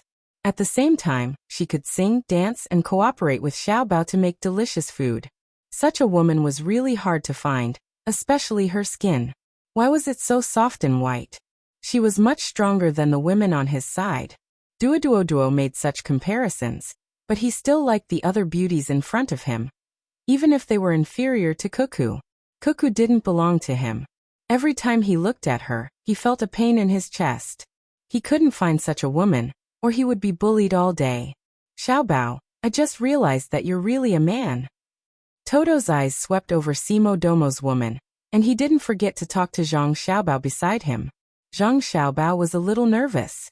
He unconsciously covered his lower body with his hand and squeezed out a smile. How did you find out? You weren't beaten up by your woman, Cuckoo. Aren't you a man? Toto gave a reason that he thought was correct. Zhang Xiaobao began to worry about Duo. Could it be that after being kicked by Cuckoo, he began to change his outlook on life, the world, and values? Were there only two choices in his eyes? Men can do better than women, and women can do better than men, so they have to be on opposite sides. Zhang Xiaobao felt that he should help Duo, so he said, in fact, she didn't hit me because she didn't want to, not because she couldn't beat me. I think you should contact more people outside, especially to see how good the life of the people outside is. In your situation, I guess you can only get in touch with the 126 people in your tribe. They have nothing to do, so they bully each other. Whoever wins will be powerful. Don't you know that there are many people outside who are more powerful than you? My wife and I don't have the leisure to play at home. There are many things outside that we need to calculate together. There are problems with our own people's lives, and there are problems with the enemy's strategy. I advise you to learn from me and think more about the outside world. Simo Domo also beat women. Duo found a realistic example to prove that he was right. Is he powerful? A small leader in charge of more than 3,000 people is powerful? He also has nothing to do. I never think that a man who beats women has something to do. Zhang Xiaobao was very disdainful of Simo Domo. A tribe of more than 3,000 people was considered a social group? A small place was a small place. Unfortunately, even with the large population in India, not many people took them seriously. The main thing was that their military power was not strong. And the most hateful thing was that other people were thinking of ways to make money when they encountered economic crises, but they actually sold their wives. This kind of behavior was no longer an attack on ethics and morality, but on human nature. Zhang Xiaobao had thought many times that if he had a wife, when he had no money, he would take his wife to the market and sell her. Through all kinds of psychology, he would tell himself that it was right to do so. However, in the end he failed. He couldn't convince himself at all. If he sold a wife who usually cooked, ate, and suffered with him, how cold-blooded would he be? That was not a commodity, but a period of time and memories that had a close relationship with him. The most infuriating were those women who were sold. They were very honest and accompanied the men to sell themselves. This might be a kind of habit. For a race and country with such a habit, the slightly stronger countries in the world would look down on them, let alone pay attention to them. Wife, speaking of the behavior of selling wives in India, it reminds me of lions, Zhang Xiaobao thought and suddenly said to Wang Wan who was beside him. If it were someone else, they would be confused by Zhang Xiaobao's words. The jump was too big. Just now he was talking to Duo, and in the blink of an eye, he mentioned lions. However, Wang Wan could understand. There was no need to deliberately think about it. She could empathize with Zhang Xiaobao's words. She could understand Zhang Xiaobao's psychological activities very well.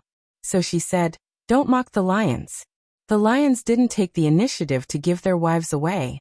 They ran away because they couldn't beat them. Moreover, they have to bear the pain of losing their children. Unless there are other lionesses in the pride who don't have children, the new male lions will kill the cubs. Oh, thank you. Please allow me to apologize to the lions. This reminds me of a documentary film from more than 100 years ago, The Adventures of the Lion King. At that time, there was a little lion. It needed to be killed, but it didn't want to die, so it ran away.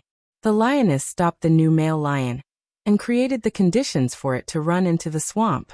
I thought it would die, but it tenaciously survived. A few years later, it became a very powerful male lion and found the former pride again. I admire the person who recorded all of this with influence. What are you two talking about? Duo was confused. We're talking about our own words, Zhang Xiaobao replied with a smile. I don't understand. Duo felt that what he said in Tang was right. Why couldn't he understand? He couldn't figure out what the two were talking about. Zhang Xiaobao still said with a smile. Can others understand you when you talk to your woman? Yes, Duo said honestly. You're a failure. Zhang Xiaobao didn't give him any face. I think so too. My woman is not as good as yours, Duo admitted. Wang Wan sneered. It's your man who is not as good as mine. Don't put yourself so high. If Xiaobao had your woman would definitely live better than you. Then I'll give him my woman. Are you tired of living? I'll let Xiaonan use you for target practice. Do you believe it? What is target practice? Like the deer before, put you 200 steps away, you can run, and Xiaonan will shoot you. Why? Forget it, your IQ is not good. It's a waste of a bullet to shoot you. Go back to the team. Look at your tribe, it's a mess. You want to compete with my man? You can't even manage a team of more than 100 people. Tease. Wang Wan said to Duo in disdain. She took a step forward and prepared to kick. Duo hurriedly ran away, followed by his cursing voice. Scared me to death. If he pushed the women in his tribe in front of me, won't I starve to death? Zhang Xiaobao pretended to be frightened and sighed. Do you really want to vomit when you see them? Wang Wan asked with a smile. I want to die, Zhang Xiaobao said with certainty. Wang Wan smiled and lightly hit Zhang Xiaobao. Let's go. Look at Simo Domo, he's still living well. He doesn't care about his women, does he? I think he cares about his status.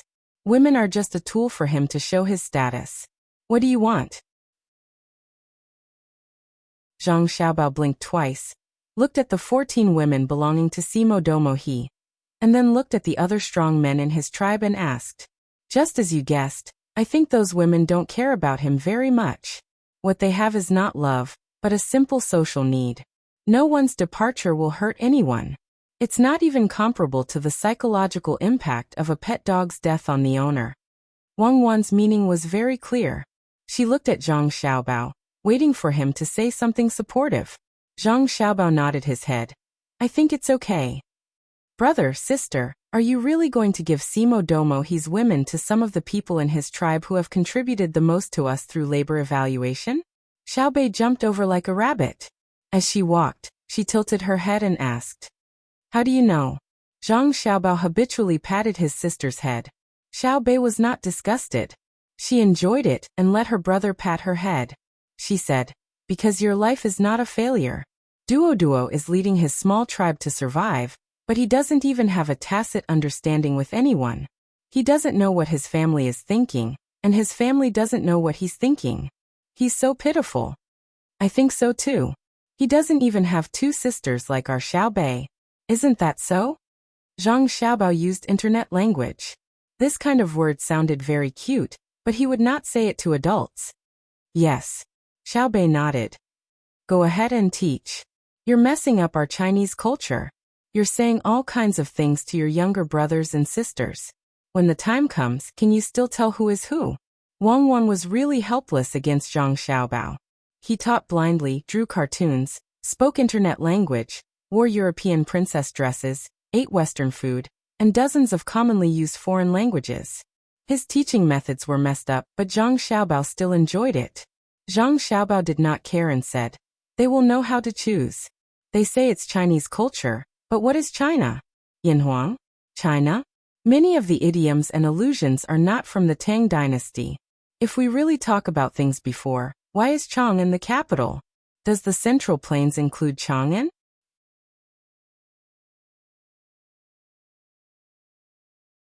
Chapter 1348. Wang Wan did not have time to argue with Zhang Xiaobao. He could teach them however he wanted. Anyway, her younger siblings had learned well. They were not domineering when dealing with outsiders, and they were not arrogant when dealing with their own people. Moreover, they would be more down-to-earth when speaking to honest people. They would not be at a disadvantage when talking to treacherous people. This was very good. Teaching children was not to let them learn how to ask for guidance, nor was it to let them know how to calculate the games in other people's casinos through probability and fuzzy mathematics. There was also no need to memorize the 4 books and 5 classics. At the same time, they could understand and write the same type of articles. The ultimate goal of teaching children was to let them adapt to society and be able to survive in all kinds of complicated situations. Many people who had countless master's and doctorate degrees under them might not even finish middle school or high school. Since there was no reason to argue, there was no need to argue too much about this. It was better to do something practical. The practical thing was that the people under Seymour Domo his management were now bald. Regardless of gender, age, they were also given a medicinal bath. The clothes were not made yet, so they had to wait. Therefore, the children were all naked now. Fortunately, the girls had a simple belly band. Xiaobei said that he was afraid that Xiao Yuan would see something he should not see. Xiao Yuan did not say anything. He just let people tie leaves with a special smell with a rope and hang it on the little boy, saying that it could repel mosquitoes. The adults were actually the same. Before the new clothes were made, they could not wear their old clothes, except for those that had been washed and sprayed with disinfectant. However, not everyone had several sets of clothes. At noon, a more practical situation appeared. All the old people, children, and pregnant women were given dishes cooked in a large pot by the chefs. There were 2 dishes and a soup. The amount was very large, and they were all meat. Xiaobei and the others' dishes were naturally cooked by Zhang Xiaobao himself. There was braised mushrooms, fried wild celery, and a vegetarian soup. The fried potato strips inside were the children's favorite. The children of Seymour Domo he tribe did not have a share, but the children under Duodwa's command still ate. Seymour Domoka was in a bad mood when he saw this situation. He didn't care about the mushrooms and wild celery. What he cared about was Zhang Xiaobao's attitude. He was keenly aware of Zhang Xiaobao's status in the Great Tang. The Duogans and the Great Tang had already proven this point. Ordinary people would not be able to eat Zhang Xiaobao's dishes. Normally, only the emperor and Zhang Xiaobao's family could eat them. Just like himself, he used to be able to make some food, but ever since he became the leader, he had never done it. Even when he did, it was for himself. He felt that others did not have the right to taste it, including his women and children.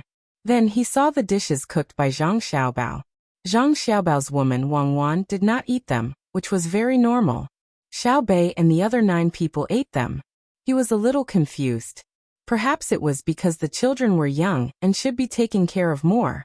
There were sick people in the team, but they could also eat. How was this the behavior of a leader? Zhang Xiaobao had degraded his own status.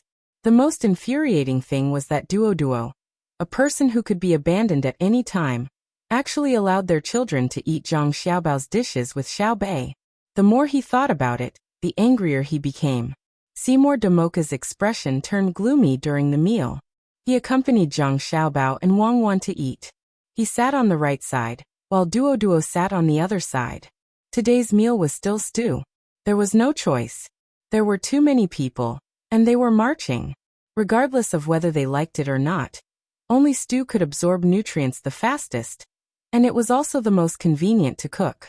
When marching and fighting, it was already not bad to be able to eat stew. Under normal circumstances, they would eat dry rations and river water. Zhang Xiaobao did not think that the food was bad.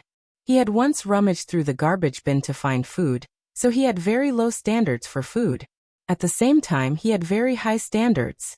He could eat anything, but he always liked to personally make more delicious food.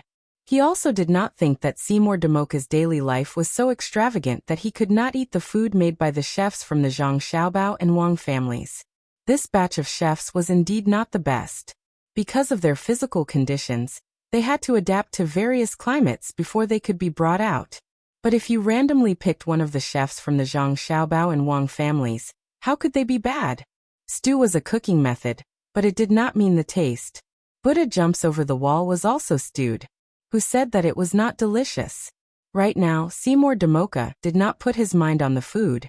Instead, he kept looking at where Xiao Bei and the rest were. Zhang Xiaobao was unhappy. Damn it! Why are you looking at my younger brother and sister for no reason? So Zhang Xiaobao was angry. He glared at him. With a bang, he was shocked. He looked carefully. Wang Wan, who was beside him, threw the bowl at Seymour Damoka. It was so hot that Seymour Damoka jumped up and hit the bowl while screaming. Zhang Xiaobao was stunned. I haven't done anything yet. Why did you throw the bowl first? Seymour Damoka, stop screaming. Let me ask you. If you don't eat the food, why are you staring at my younger brother and sister? Tell me, do you want to kidnap them to threaten us? Wang Wan held her chopsticks tightly and questioned. She looked like she was going to stab him with her chopsticks if he did not agree with her. The people nearby who could hear the commotion stopped what they were doing and looked over. Xiao Bei, who was eating at a table, threw his bowl on the table. He stood up and took out a small pistol. He pointed it at Seymour Damoka and said angrily, "So you are targeting us?" Seymour Damoka did not feel that the stew on his body was hot. He recognized the thing in Xiao Bei's hand. It was called a gun. It was a very beautiful gun. It had a pink surface, a smooth shape, a straight line, and a black muzzle. Especially when the one holding it was a child. A child always carried a gun. If he was in a bad mood or happy mood, how many people would die? No, I am not. I am not looking at you. I am looking at Duoduo's child. I am not convinced. Why can their child eat with you, but my child can't? Seymour Damoka had to tell the truth. He was afraid. He was not afraid of Wang Wan and Zhang Xiaobao, but of Xiao Bei, who was holding a gun. It was the same reason why the Tang Empire's officials were afraid. Children had the biggest advantage. They were impulsive and unreasonable. They were not as rational as adults. It was normal for them to do things that they should not do. Xiao Bei looked at his sister. Wang Wan and Wei Wei turned sideways. He made a few gestures with his hands and blinked his eyes. Xiao Bei understood. So it was to trick people to seize power. Seymour Damoka was really sad. Knowing that he had to find an excuse to deal with people, Xiao Bei was very cooperative. He said to Seymour Damoka with a cold face, "What does me inviting Uncle Duoduo's child to eat have to do with you? I understand now. You did not follow us willingly because you lost the bet. You want to steal our power while you follow us. You are so ambitious. You even want to control me? Don't you want to know who I am? In the whole world, other than my parents, Xiao Yuan's parents, our grandparents, and my brothers and sisters. Who dares to control me? I, Xiaobei, came to this world to enjoy life. I am not to be controlled by a person who lost the bet, a leader of a tribe with only 3,000 people. Are you unhappy? There are many things that make you unhappy. Do I need to care about you? You don't eat when you are eating. When you stare at me, I feel uncomfortable. Who asked me to? What did I say? Oh right. Whoever makes me feel uncomfortable for a while, I will make them feel uncomfortable for life. Tell me, how do you want to die? Are you bullying me because I am a child? Let me tell you, many people have died in my hands. Have I ever blinked? In my eyes, human lives are like grass. Humph. Xiao Nan, kill him. Bang. Xiao Nan opened fire and shattered the bowl in Seymour Damoka's hand. Bang. Another sound was heard as the wind blew a hole in Seymour Damoka's sleeve. Then, Xiao Nan frowned and looked at his gun. He said, "Why is it wrong? I was aiming at the head." Again, shoot a few more times. I don't believe that it won't hurt at least once, Xiaobei said. Seymour Damoka immediately knelt down and looked at Zhang Xiaobao and Wang Wan. He shouted, "Help, Xiaobao Cuckoo, I won't dare to look blindly anymore." That's not right. Who allowed you to shoot so casually? Pistols also have recoil. What if you hurt your wrists? Pay attention to your status. You have to kill people personally. Zhang Xiaobao scolded Xiaobei and the others. Wang Wan also glared at the little guys in front of Seymour Damoka and said, "Xiaobao, I think Seymour Damoka didn't mean it. Why don't you give him a chance?" Yes, give me a chance. I definitely won't dare to look blindly in the future. I won't be jealous either. Seymour Damoka realized that Cuckoo was a good person. She was better than Xiaobao. Xiaobao wanted to shoot to shock his wrists. How can my younger brothers and sisters be wronged? This time, I definitely can't. Enough. Seymour Damoka already knows that he was wrong. Why force him to death? Wang Wan interrupted Zhang Xiaobao. She looked at Seymour Damoka and continued. Chief Seymour Damoka, although this matter doesn't matter much, children are different from adults. I can't tie them up. How about this? You stay away from them and don't let them see you. What if the little guy shoots accurately again? Don't you think so? Yes. I'll stay away. I won't be near them. Seymour Damoka agreed readily. Someone come and take Seymour Damoka to a safe place. Wang Wan ordered. Immediately, someone came and took Seymour Damoka to a safe place. Seymour Damoka felt very wronged. He didn't mean that. How did it become like this? He didn't know that he actually didn't feel wronged at all. If he could let the elders in the tribe accompany him to eat, or let his women accompany him to eat, Wang Wan would temporarily tolerate him.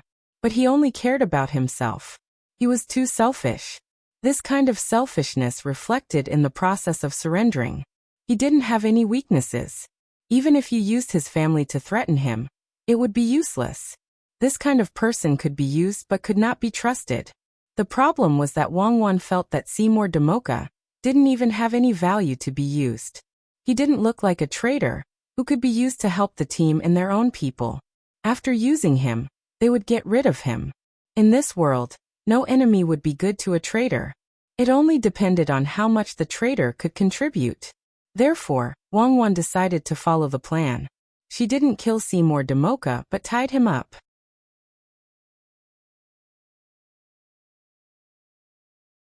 Chapter 1349. Seymour Damoka was sent to a place where he could not interact with his own tribe. Wang Wan was still angry and coldly ordered, "Didn't you see my food spilled? Give me another portion." Immediately, someone brought a new bowl of stew over and begged for forgiveness. Wang Wan waved her hand and chased him away. Duo was dumbfounded. He had been watching and listening from the beginning, but he could not figure out what was going on. It was a very normal situation. Why was Seymour Damoka being escorted away? And that young man's marksmanship.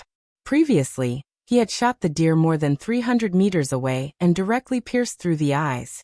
Now he was less than 10 steps away and both shots were off. Wasn't Cuckoo very good to her subordinates? Why did she treat them so coldly? Previously, she did not eat special food and ate with everyone. She seemed to be very protective of her subordinates. Now that she acted like this, wasn't she afraid that her subordinates would be disappointed? Madam, don't be angry. It's a small matter. Zhang Xiaobao smiled and comforted her. Shut up. Seeing you annoys me. You can't do anything well.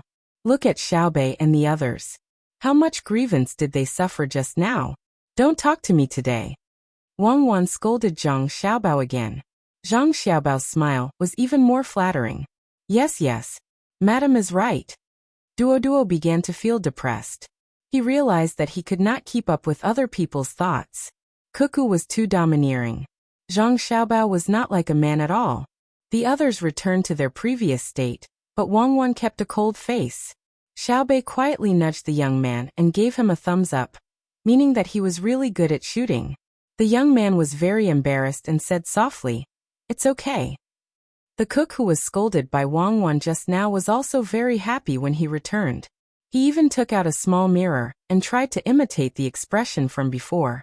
Then he boasted, "I'm also a good actor." Stop bragging. Just now when I saw you cooperate, your hands were shaking. A woman beside him snatched the mirror and rolled her eyes at the chef. Chef chuckled. "Madam, you can't expose me right in front of my face. Even if you bully me, you won't be able to show off your abilities. Be careful, if the young master and young lady find out, they'll teach you a lesson. Don't think that you're powerful and take advantage of them. Just because I didn't say anything doesn't mean that I really don't know how to resist. You only know how to use the young master and young lady to pressure me. When did you become the second master?" The woman continued to roll her eyes at Chef. "How could I bear to? It's fine if you bully me when you have nothing to do. Look at our family's little young master, he always gives in to his wife. You have to learn more from your wife." It's fine if you bully me when you have nothing to do, but when you have something to do, you have to support me. I know. I always listen to you, especially at night. What about tonight? Idiot. Duo didn't know how the chef who delivered the dishes communicated with the woman just now. He was still using his little experience and wisdom to analyze Zhang Xiaobao and Wang Wan's behavior. Wang Wan had an "I'm very angry" look, but she didn't eat less. It was lunch, so she had to eat more. Otherwise, it would be difficult to cope with the exhaustion of her body. Zhang Xiaobao also ate a lot. The only difference was that there was no staple food at noon today. There was only meat and wild vegetables in the stew. So he ate very slowly and chewed very carefully so that his stomach could digest faster and replenish the nutrients before he finished eating. Wang Wan was the same. She chewed fast and ate slowly. The more broken the food in her stomach, the more the stomach acid would come in contact with. Moreover, she drank some white wine, a tail, to stimulate the gastric acid secretion. Duo didn't think that it was bad. Eating vegetables seemed to be the same as eating rice. It was fine as long as he could eat until he was full. After eating 3 bowls in a row, he couldn't eat anymore. He sat there and looked at the tail of wine in the wine cup in front of him, reluctant to drink. Come, find the warriors in the tribe. Wang Wan found that she couldn't eat anymore, but there was still some food in the second bowl in front of her. She put down her chopsticks and ordered. There were many warriors in the Shima Duomo tribe. Wang Wan called for the warriors, but in fact, they were all leaders of small tribes. They might not be the best hunters, but they were the smartest in the tribe. A group of people gathered and looked at Wang Wan. They were all full. One was because the dishes were really good, and the other was because there was enough salt. It was not like before when there was little salt. They didn't put it in the food. Instead, they took out a little and put it in the water to drink, or put the food there, and then dipped it in the salt to eat. Now that they could eat casually, they naturally wanted to eat more. Therefore, they didn't chew and directly swallowed it. Even the soup of the stew was not wasted. Wang Wan and Zhang Xiaobao could also understand. That was why they didn't let people cook the staple food at noon. Otherwise, it was easy to make the people in the tribe eat too much and get sick. The digestion of staple food was very slow. Of course, it was easy to delay the digestion. Drink water. After eating, keep drinking water. The concentration of stomach acid was low, so the digestion of food could be slowed down. The disadvantage was that drinking too much water would cause diarrhea. Wang Wan didn't care about how others ate. Seeing that everyone was here, she said, "Now I will announce a new rule. Women in the tribe who don't have a man can choose a man by themselves. Women who already have a man can also choose a new man. But a woman can only choose one man, and a man can only choose one woman. In the past, a man who had many women could still have many women as long as the woman didn't leave him. From tomorrow onwards, the resource point system will be implemented. It means that how much game a man can get, he will get the same amount of points. The same goes for the wild vegetables a woman picks. Go back and tell them. If I find any man threatening a woman, I will kill him directly." After speaking, Wang Wan waved her hand like she was shooing away flies. She lowered her head and continued to eat slowly. In the end, there was only 1/3 of the bowl left. She pushed it in front of Zhang Xiaobao. Zhang Xiaobao took it and continued to eat. As he ate, he said, "Fortunately, I am prepared. You usually don't eat this much, but you insist on eating more. Do you think your digestive system can change immediately according to your situation? That's why I say you are a good husband. You usually look like you don't pay attention to anything, but in fact, you are very careful. Don't worry, I won't leave you and choose another man." Wang Wan said to Zhang Xiaobao with a smile. "I really don't care. I can't keep you because I don't have the ability. But if you leave, don't think about coming back. I have done everything I can. If I can't keep the woman I love by my side, and let her go with someone else, it means we are not fated. You should tell those leaders that a man can have more than one woman, just like us. Men who don't have women should not complain about society, but should be self-reliant. The status of women has never improved.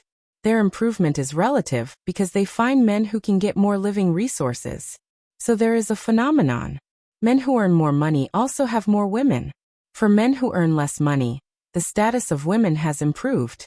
But for men who earn more money, the status of women is lower."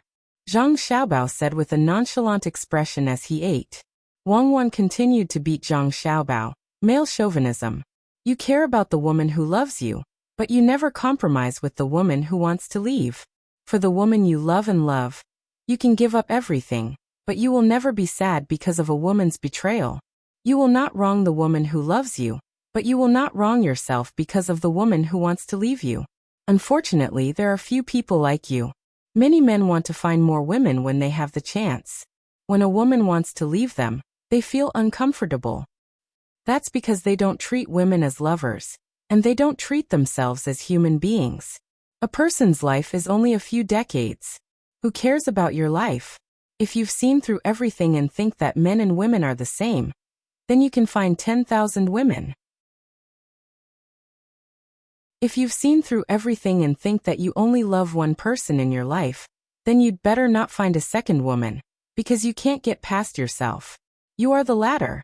I never measure my success or failure by the number of women. So what you said just now made me very angry. You are needlessly provoking my view of love. As for me now, you are gentle enough, right? What are you doing? I just said it accidentally. Don't be angry, honey.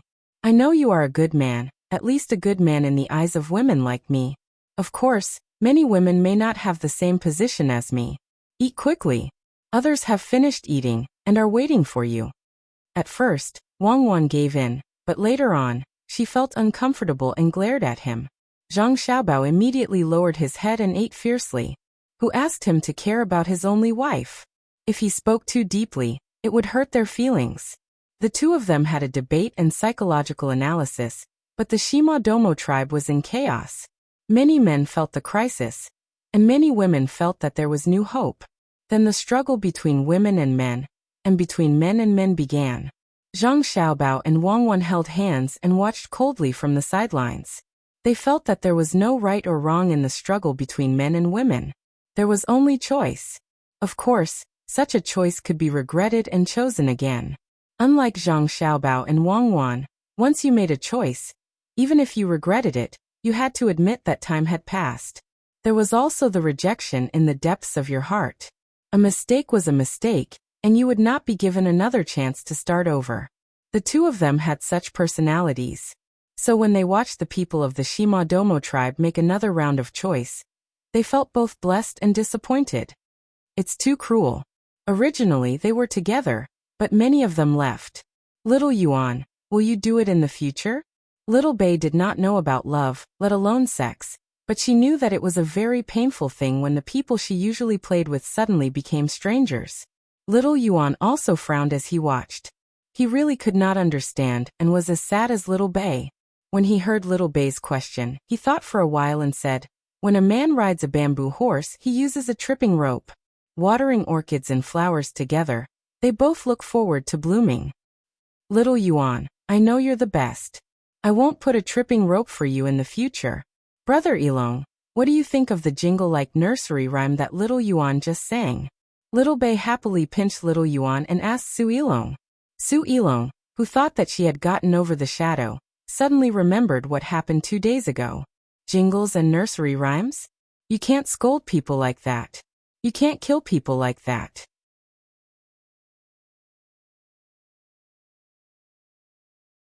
Chapter 1350. Now that Seymour Duomo's authority had been taken away, the women in the tribe were redistributed. The men in the tribe did not show any sense of collective honor. They were happy and worked harder to hunt wild beasts. The women in the tribe were more excited than the men. For the first time, they felt that their status had been elevated. They could freely choose a man instead of being assigned to a specific person. Therefore, they dug up all kinds of wild herbs seriously and took good care of the children in the tribe. It was like the simplest animal courtship. Regardless of whether it was a female or a male, they had to show their strengths to attract a better partner. This was natural selection. It was the most tragic for the males.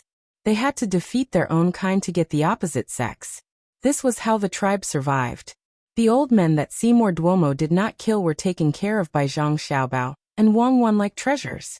Seymour Duomo did not kill them not because he did not want to, but because he did not dare to.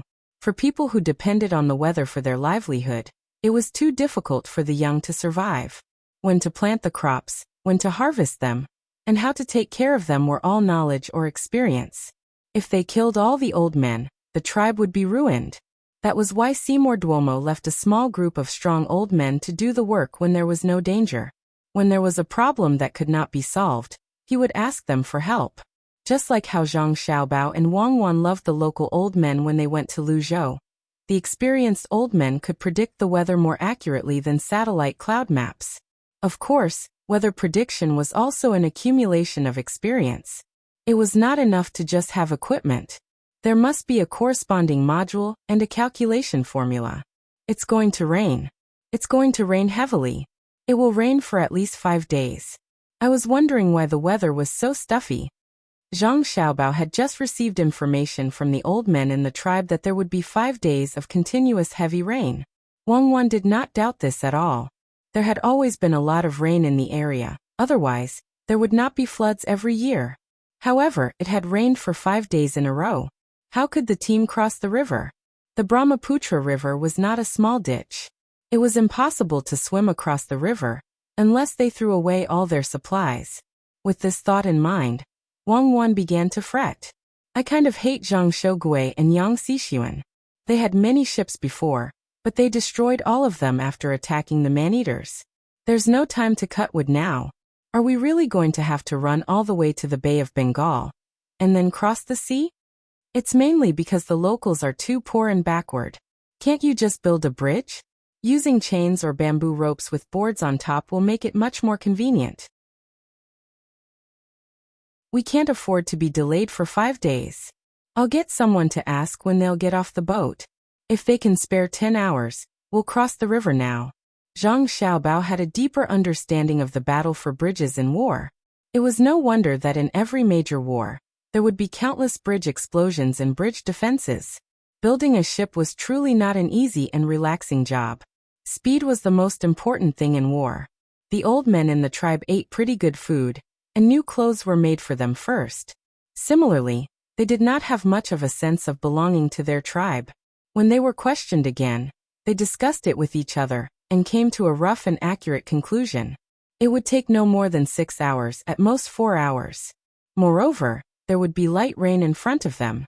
Sending more than 15,000 people across the river in 4 hours, including livestock and other supplies, was a terrifying task. If it were a war, Perhaps they would first force a portion of the people and weapons across, and then stand guard on the other side of the river. Once the situation on the river improved, they would then provide cover for the others to cross. Duoduo clearly did not think that they could cross now.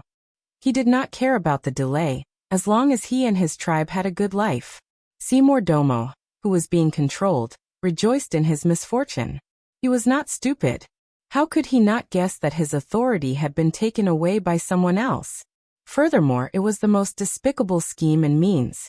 His woman was no longer his. He even hoped that there would be a flood that would drown all the Tang people, or that there would be a landslide on the mountain where they were camping. But it was clear that the Tang army, whether they were marching or resting, was extremely meticulous in surveying their surroundings. There was simply no danger like this, unless there was a sudden earthquake that caused the entire area to collapse. Since he could not count on a flood or a landslide to pose a threat to the Tang people, it was not bad to slow them down. Seeing the Tang people unhappy would make him feel better. Zhang Xiaobao and Wang Wan did not have extra time to think about whether there were people with dirty thoughts. The two of them were calculating what they could do in 4 hours. Build the boats and cross the river. It's time to test us. We don't have 10 hours of preparation time, only 4 hours. Who is the elite will be shown at this moment. Wang Wan gritted her teeth and made up her mind. An ordinary Tang army would need 10 hours to complete the task, but her family's team was not an ordinary Tang army. They had to be different. I think it will work. Zhang Xiaobao knew that it was time for him to go out and help with the planning. 4 hours. Cutting trees, setting up boats, crossing the river. Everyone had to move. With an order, the entire team began to move at full speed. Xiaobei and the others stayed together, not moving around or making a sound. They also called all the children to their sides and took turns singing, dancing, and telling stories. Su Yilong was watching and learning. She knew that the 9 little guys were usually very steady, but they were always surprised when telling stories.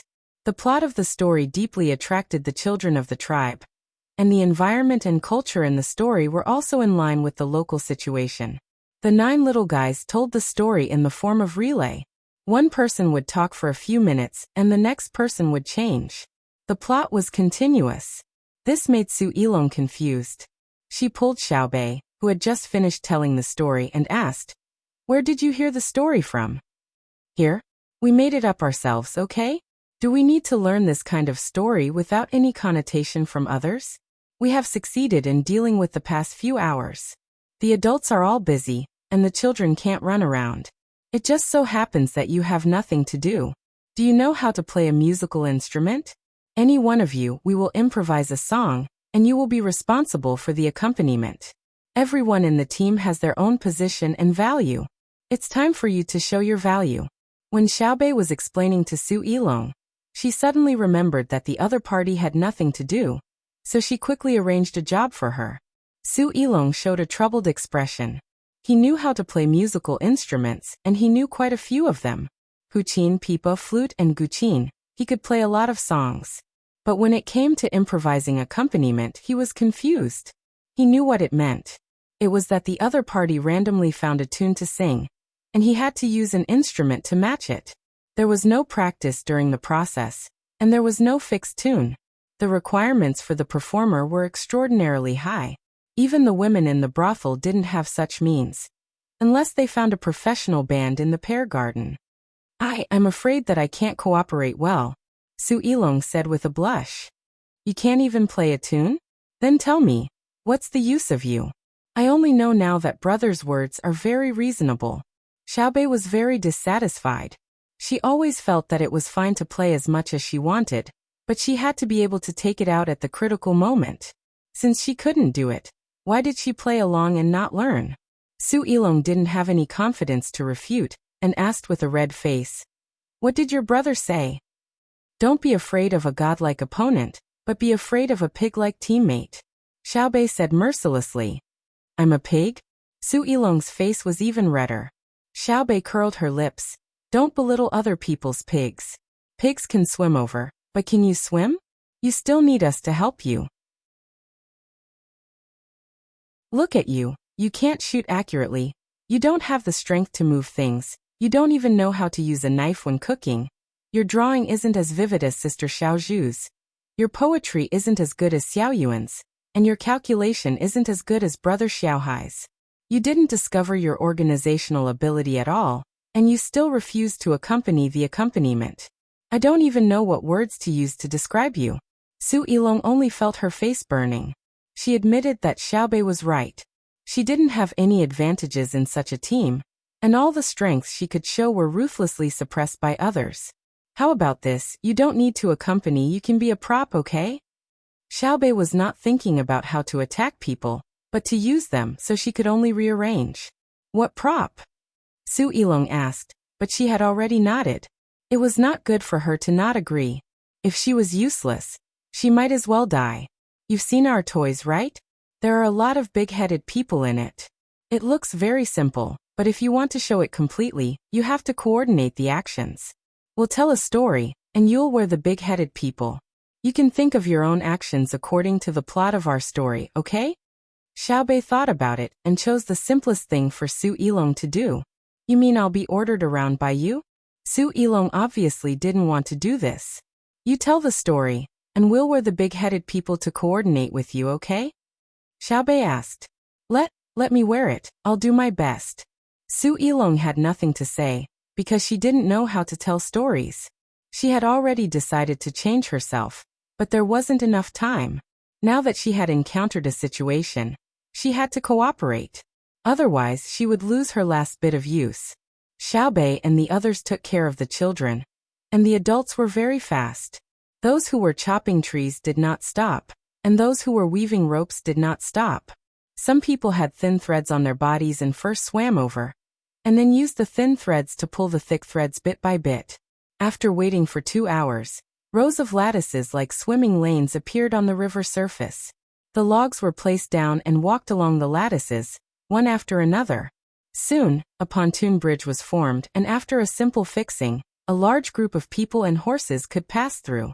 Before the rain fell from the sky, the heavy weapons were first transported over. After waiting for 3.5 hours, the rain began to fall. Lightning flashed and thunder rumbled in the sky, and the other supplies began to be transported.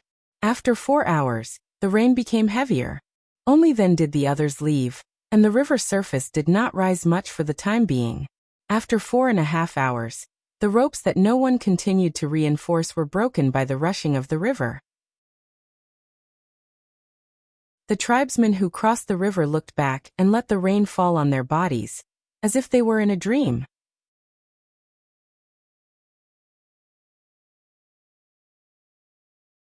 Chapter 1351. The people in the tribe knew what kind of river this was. It flooded every year. If the weather was bad, they might spend half a year in the water.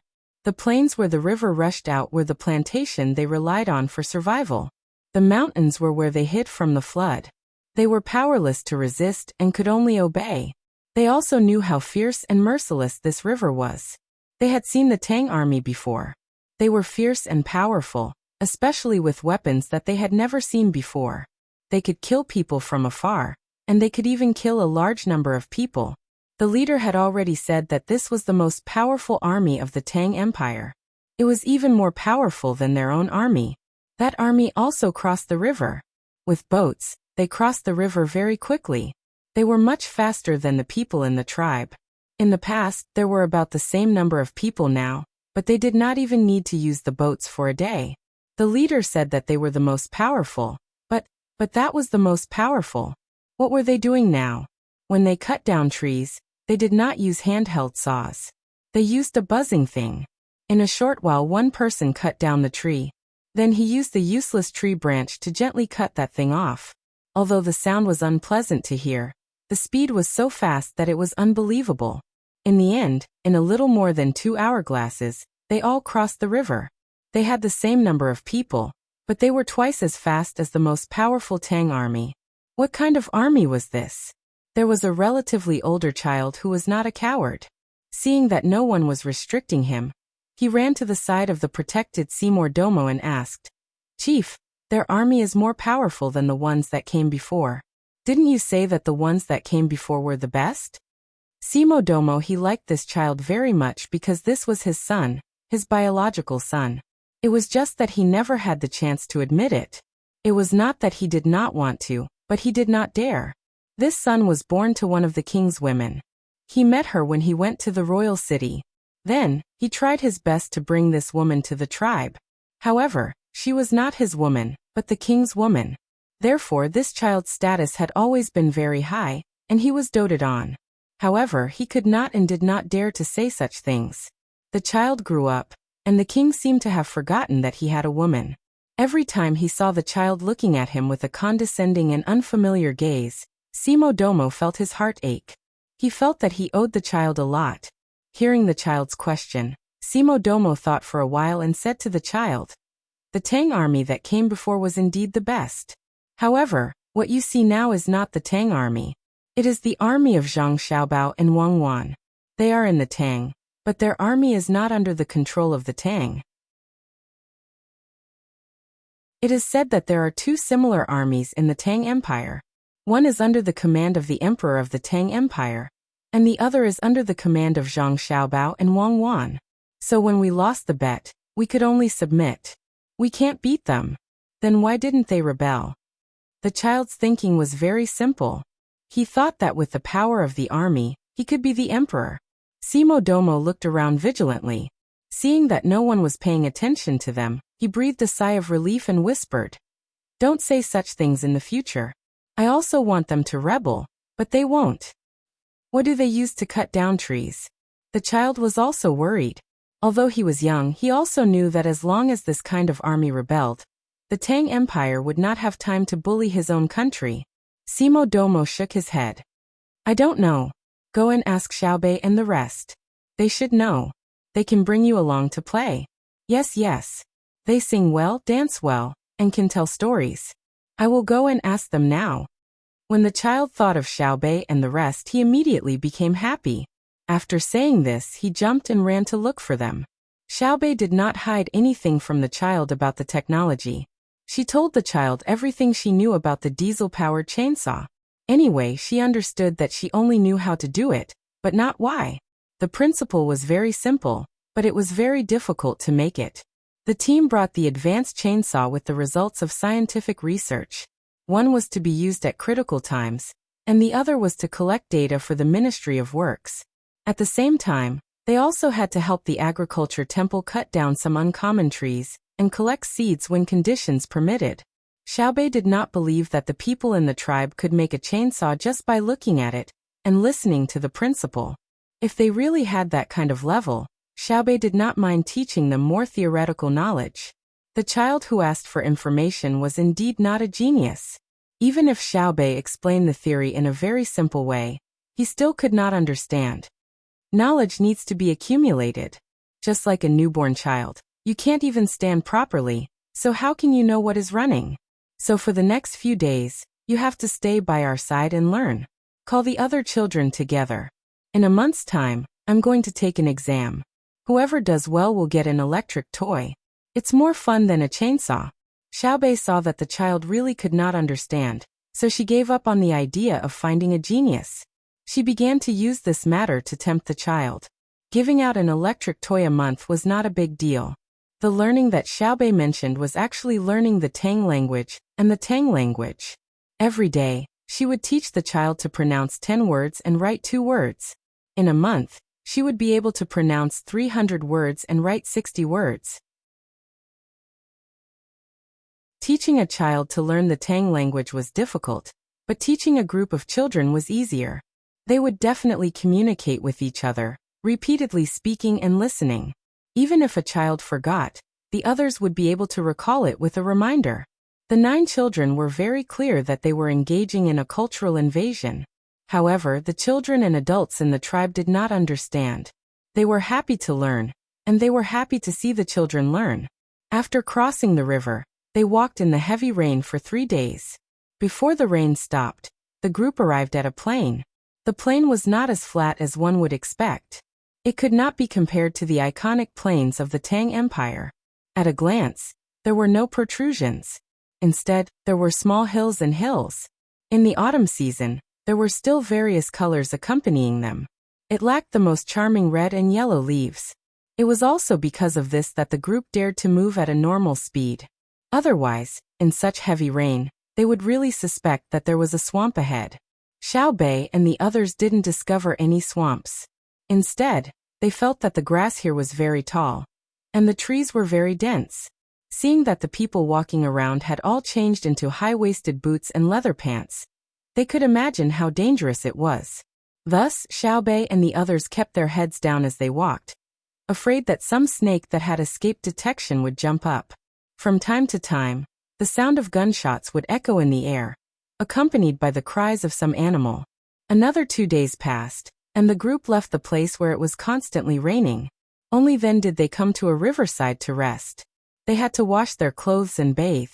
They also had to eat the animals that they had hunted a few days ago and simply prepared. There were elephants, tigers, wolves, deer, and other animals.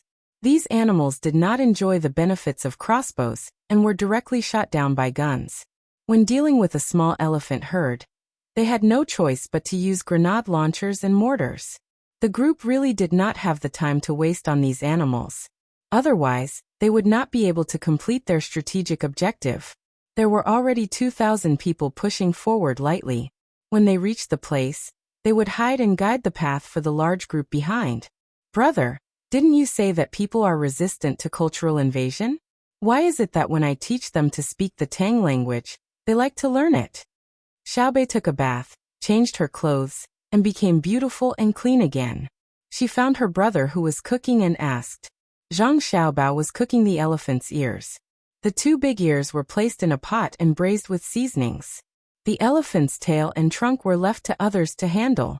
The rest of the meat was cut into pieces and boiled in very salty water. Wang Wan was helping at the side. She was the same as Zhang Xiaobao. She did not like to eat the elephant's trunk, and it was not like the geoduck clam. However, the elephant's ears were not bad. There were crispy bones inside, and they were bigger and thicker than pig's ears. They tasted good.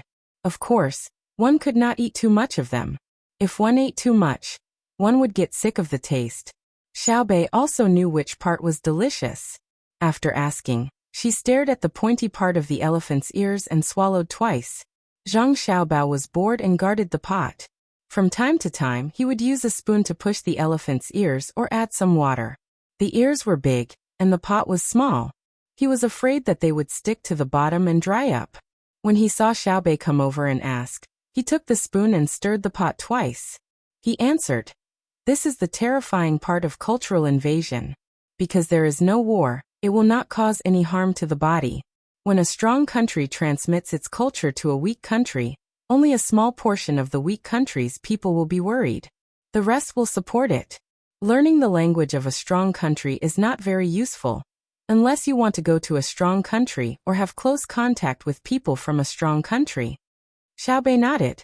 Just as she was about to continue asking, Zhang Xiaobao continued, "Then why do you want to learn it? There are a few factors that cannot be ignored.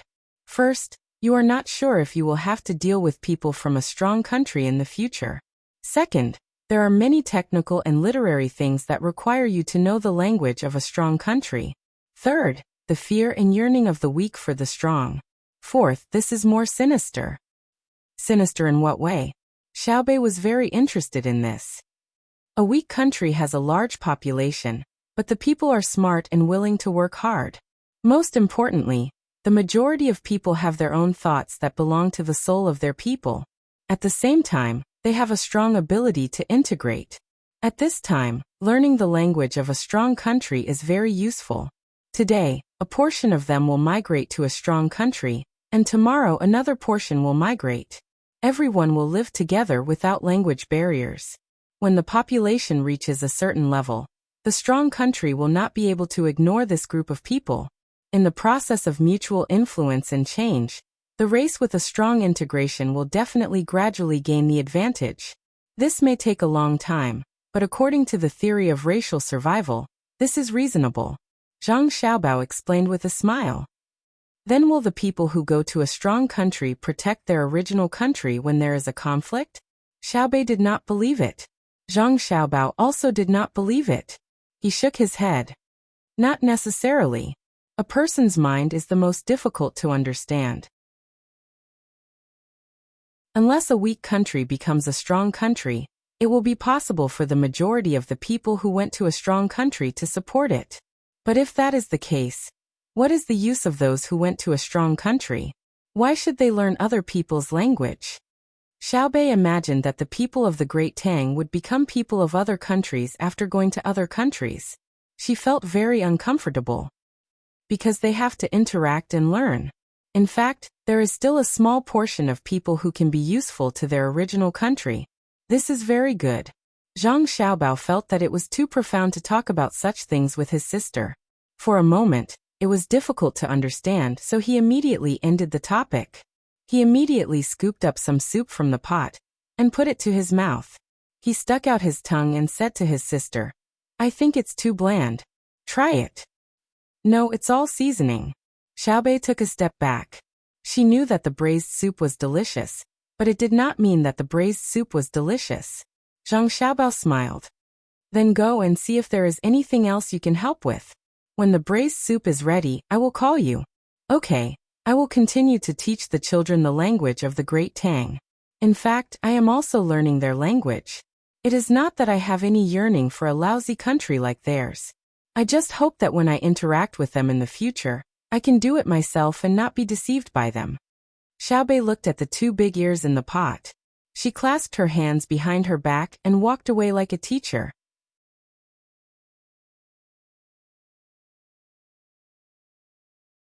Chapter 1352. Cultural invasion had always been a long and arduous task.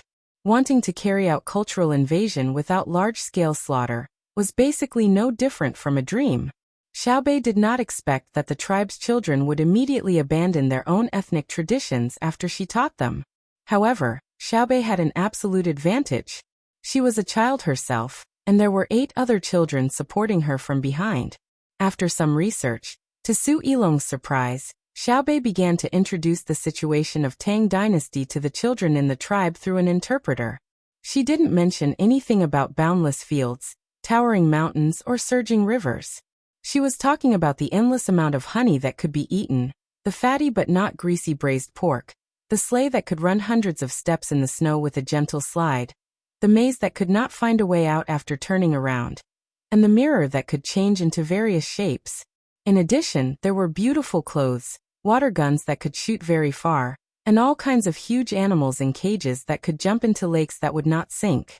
The children in the tribe listened to Xiaobei's introduction and imagined a dreamy fairy tale world. They were all full of yearning for Tang Dynasty.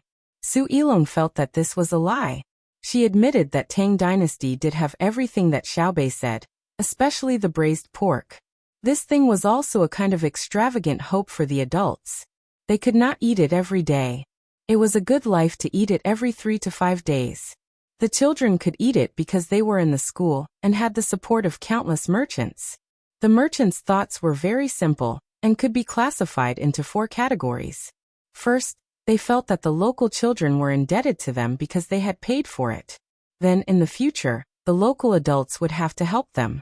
Su Yilong felt that this kind of people were too direct, but she could not criticize them. They had simple thoughts and really did it. Second, they wanted a reputation. At the same time, it was also for their own family's business. Under normal circumstances, they were merchants who did daily necessities. If they did not take money, people would not go to their shop to buy things.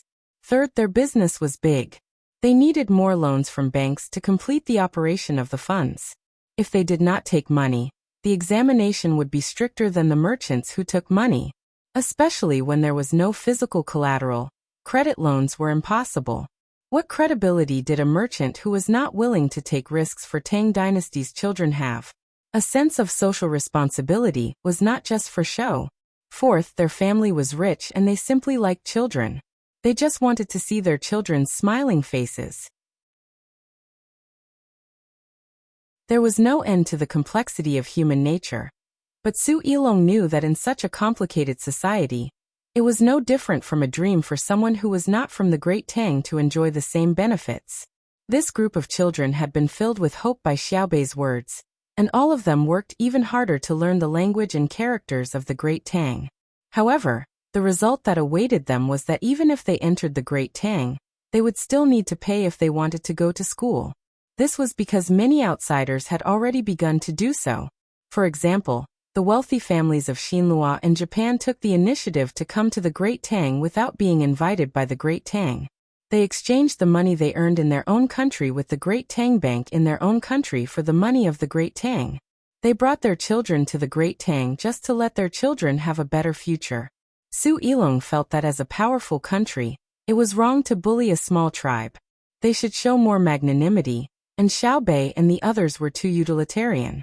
He planned to have a good talk with Xiao Bei and the others. At the very least, he would stop lying to them. Otherwise, his conscience wouldn't be able to live with it. Snow white paper is very precious. It's even more precious than the leather and cloth you use to write. Let me show you what the children of the Great Tang use. Just as Su Ilong was about to have a good talk with Xiao Bei and the others, Xiao Bei took out a book. It was a very simple book with large white characters. The cover was an ink painting with linen patterns. There were 2 lines of words on it. Without a chill to the bone. How can there be the fragrance of plum blossoms? The words were written like plum blossoms, proud and unyielding. Su Ilong had never heard of anyone who wrote this sentence, and he didn't know that the words were called thin gold. The only thing he admitted was that what it said made sense, and the writing was not bad, whether it was the content or the words. But now all of this was not the main point. The main point was Xiao Bei's publicity. As long as you come to the Great Tang, you will have the chance to use such beautiful paper. Is it white? Come, let our sister Xiao Zhu write a few words. Xiao Bei passed a pencil to Xiao Zhu who was beside him. Xiao Zhu was very shy and didn't like to talk, just like Xiao Hai. When the 2 of them were together, they had a common language. Xiao Zhu often helped Xiao Hai to draw pictures. Xiao Zhu could always draw a line that Xiao Hai needed to use when calculating very accurately, so Xiao Hai recognized this future wife. He also always helped Xiao Zhu to calculate the scale of a picture, especially the golden section line. He calculated that very quickly. With a few strokes, with Xiao Yuan's cooperation, Xiao Zhu wrote the words on the white paper. The content was simple. It was a children's song that Xiao Yuan wrote at the last minute. But when he was talking about the children's song, Xiao Yuan looked at Su Ilong. Isn't it beautiful? Xiao Bei continued with his cultural invasion. Xiao Sister Bei what? A child in the tribe who was younger than Xiao Bei asked with the language he just learned. Normally he should ask, Sister Xiao Bei, what did you write? But he was not familiar with the culture of the Great Tang. Once the word sister overlapped, it would be distant. People who were close to each other would usually only call one word, brother, sister, and master. If the overlapping usage was used together, it would be called brother and sister.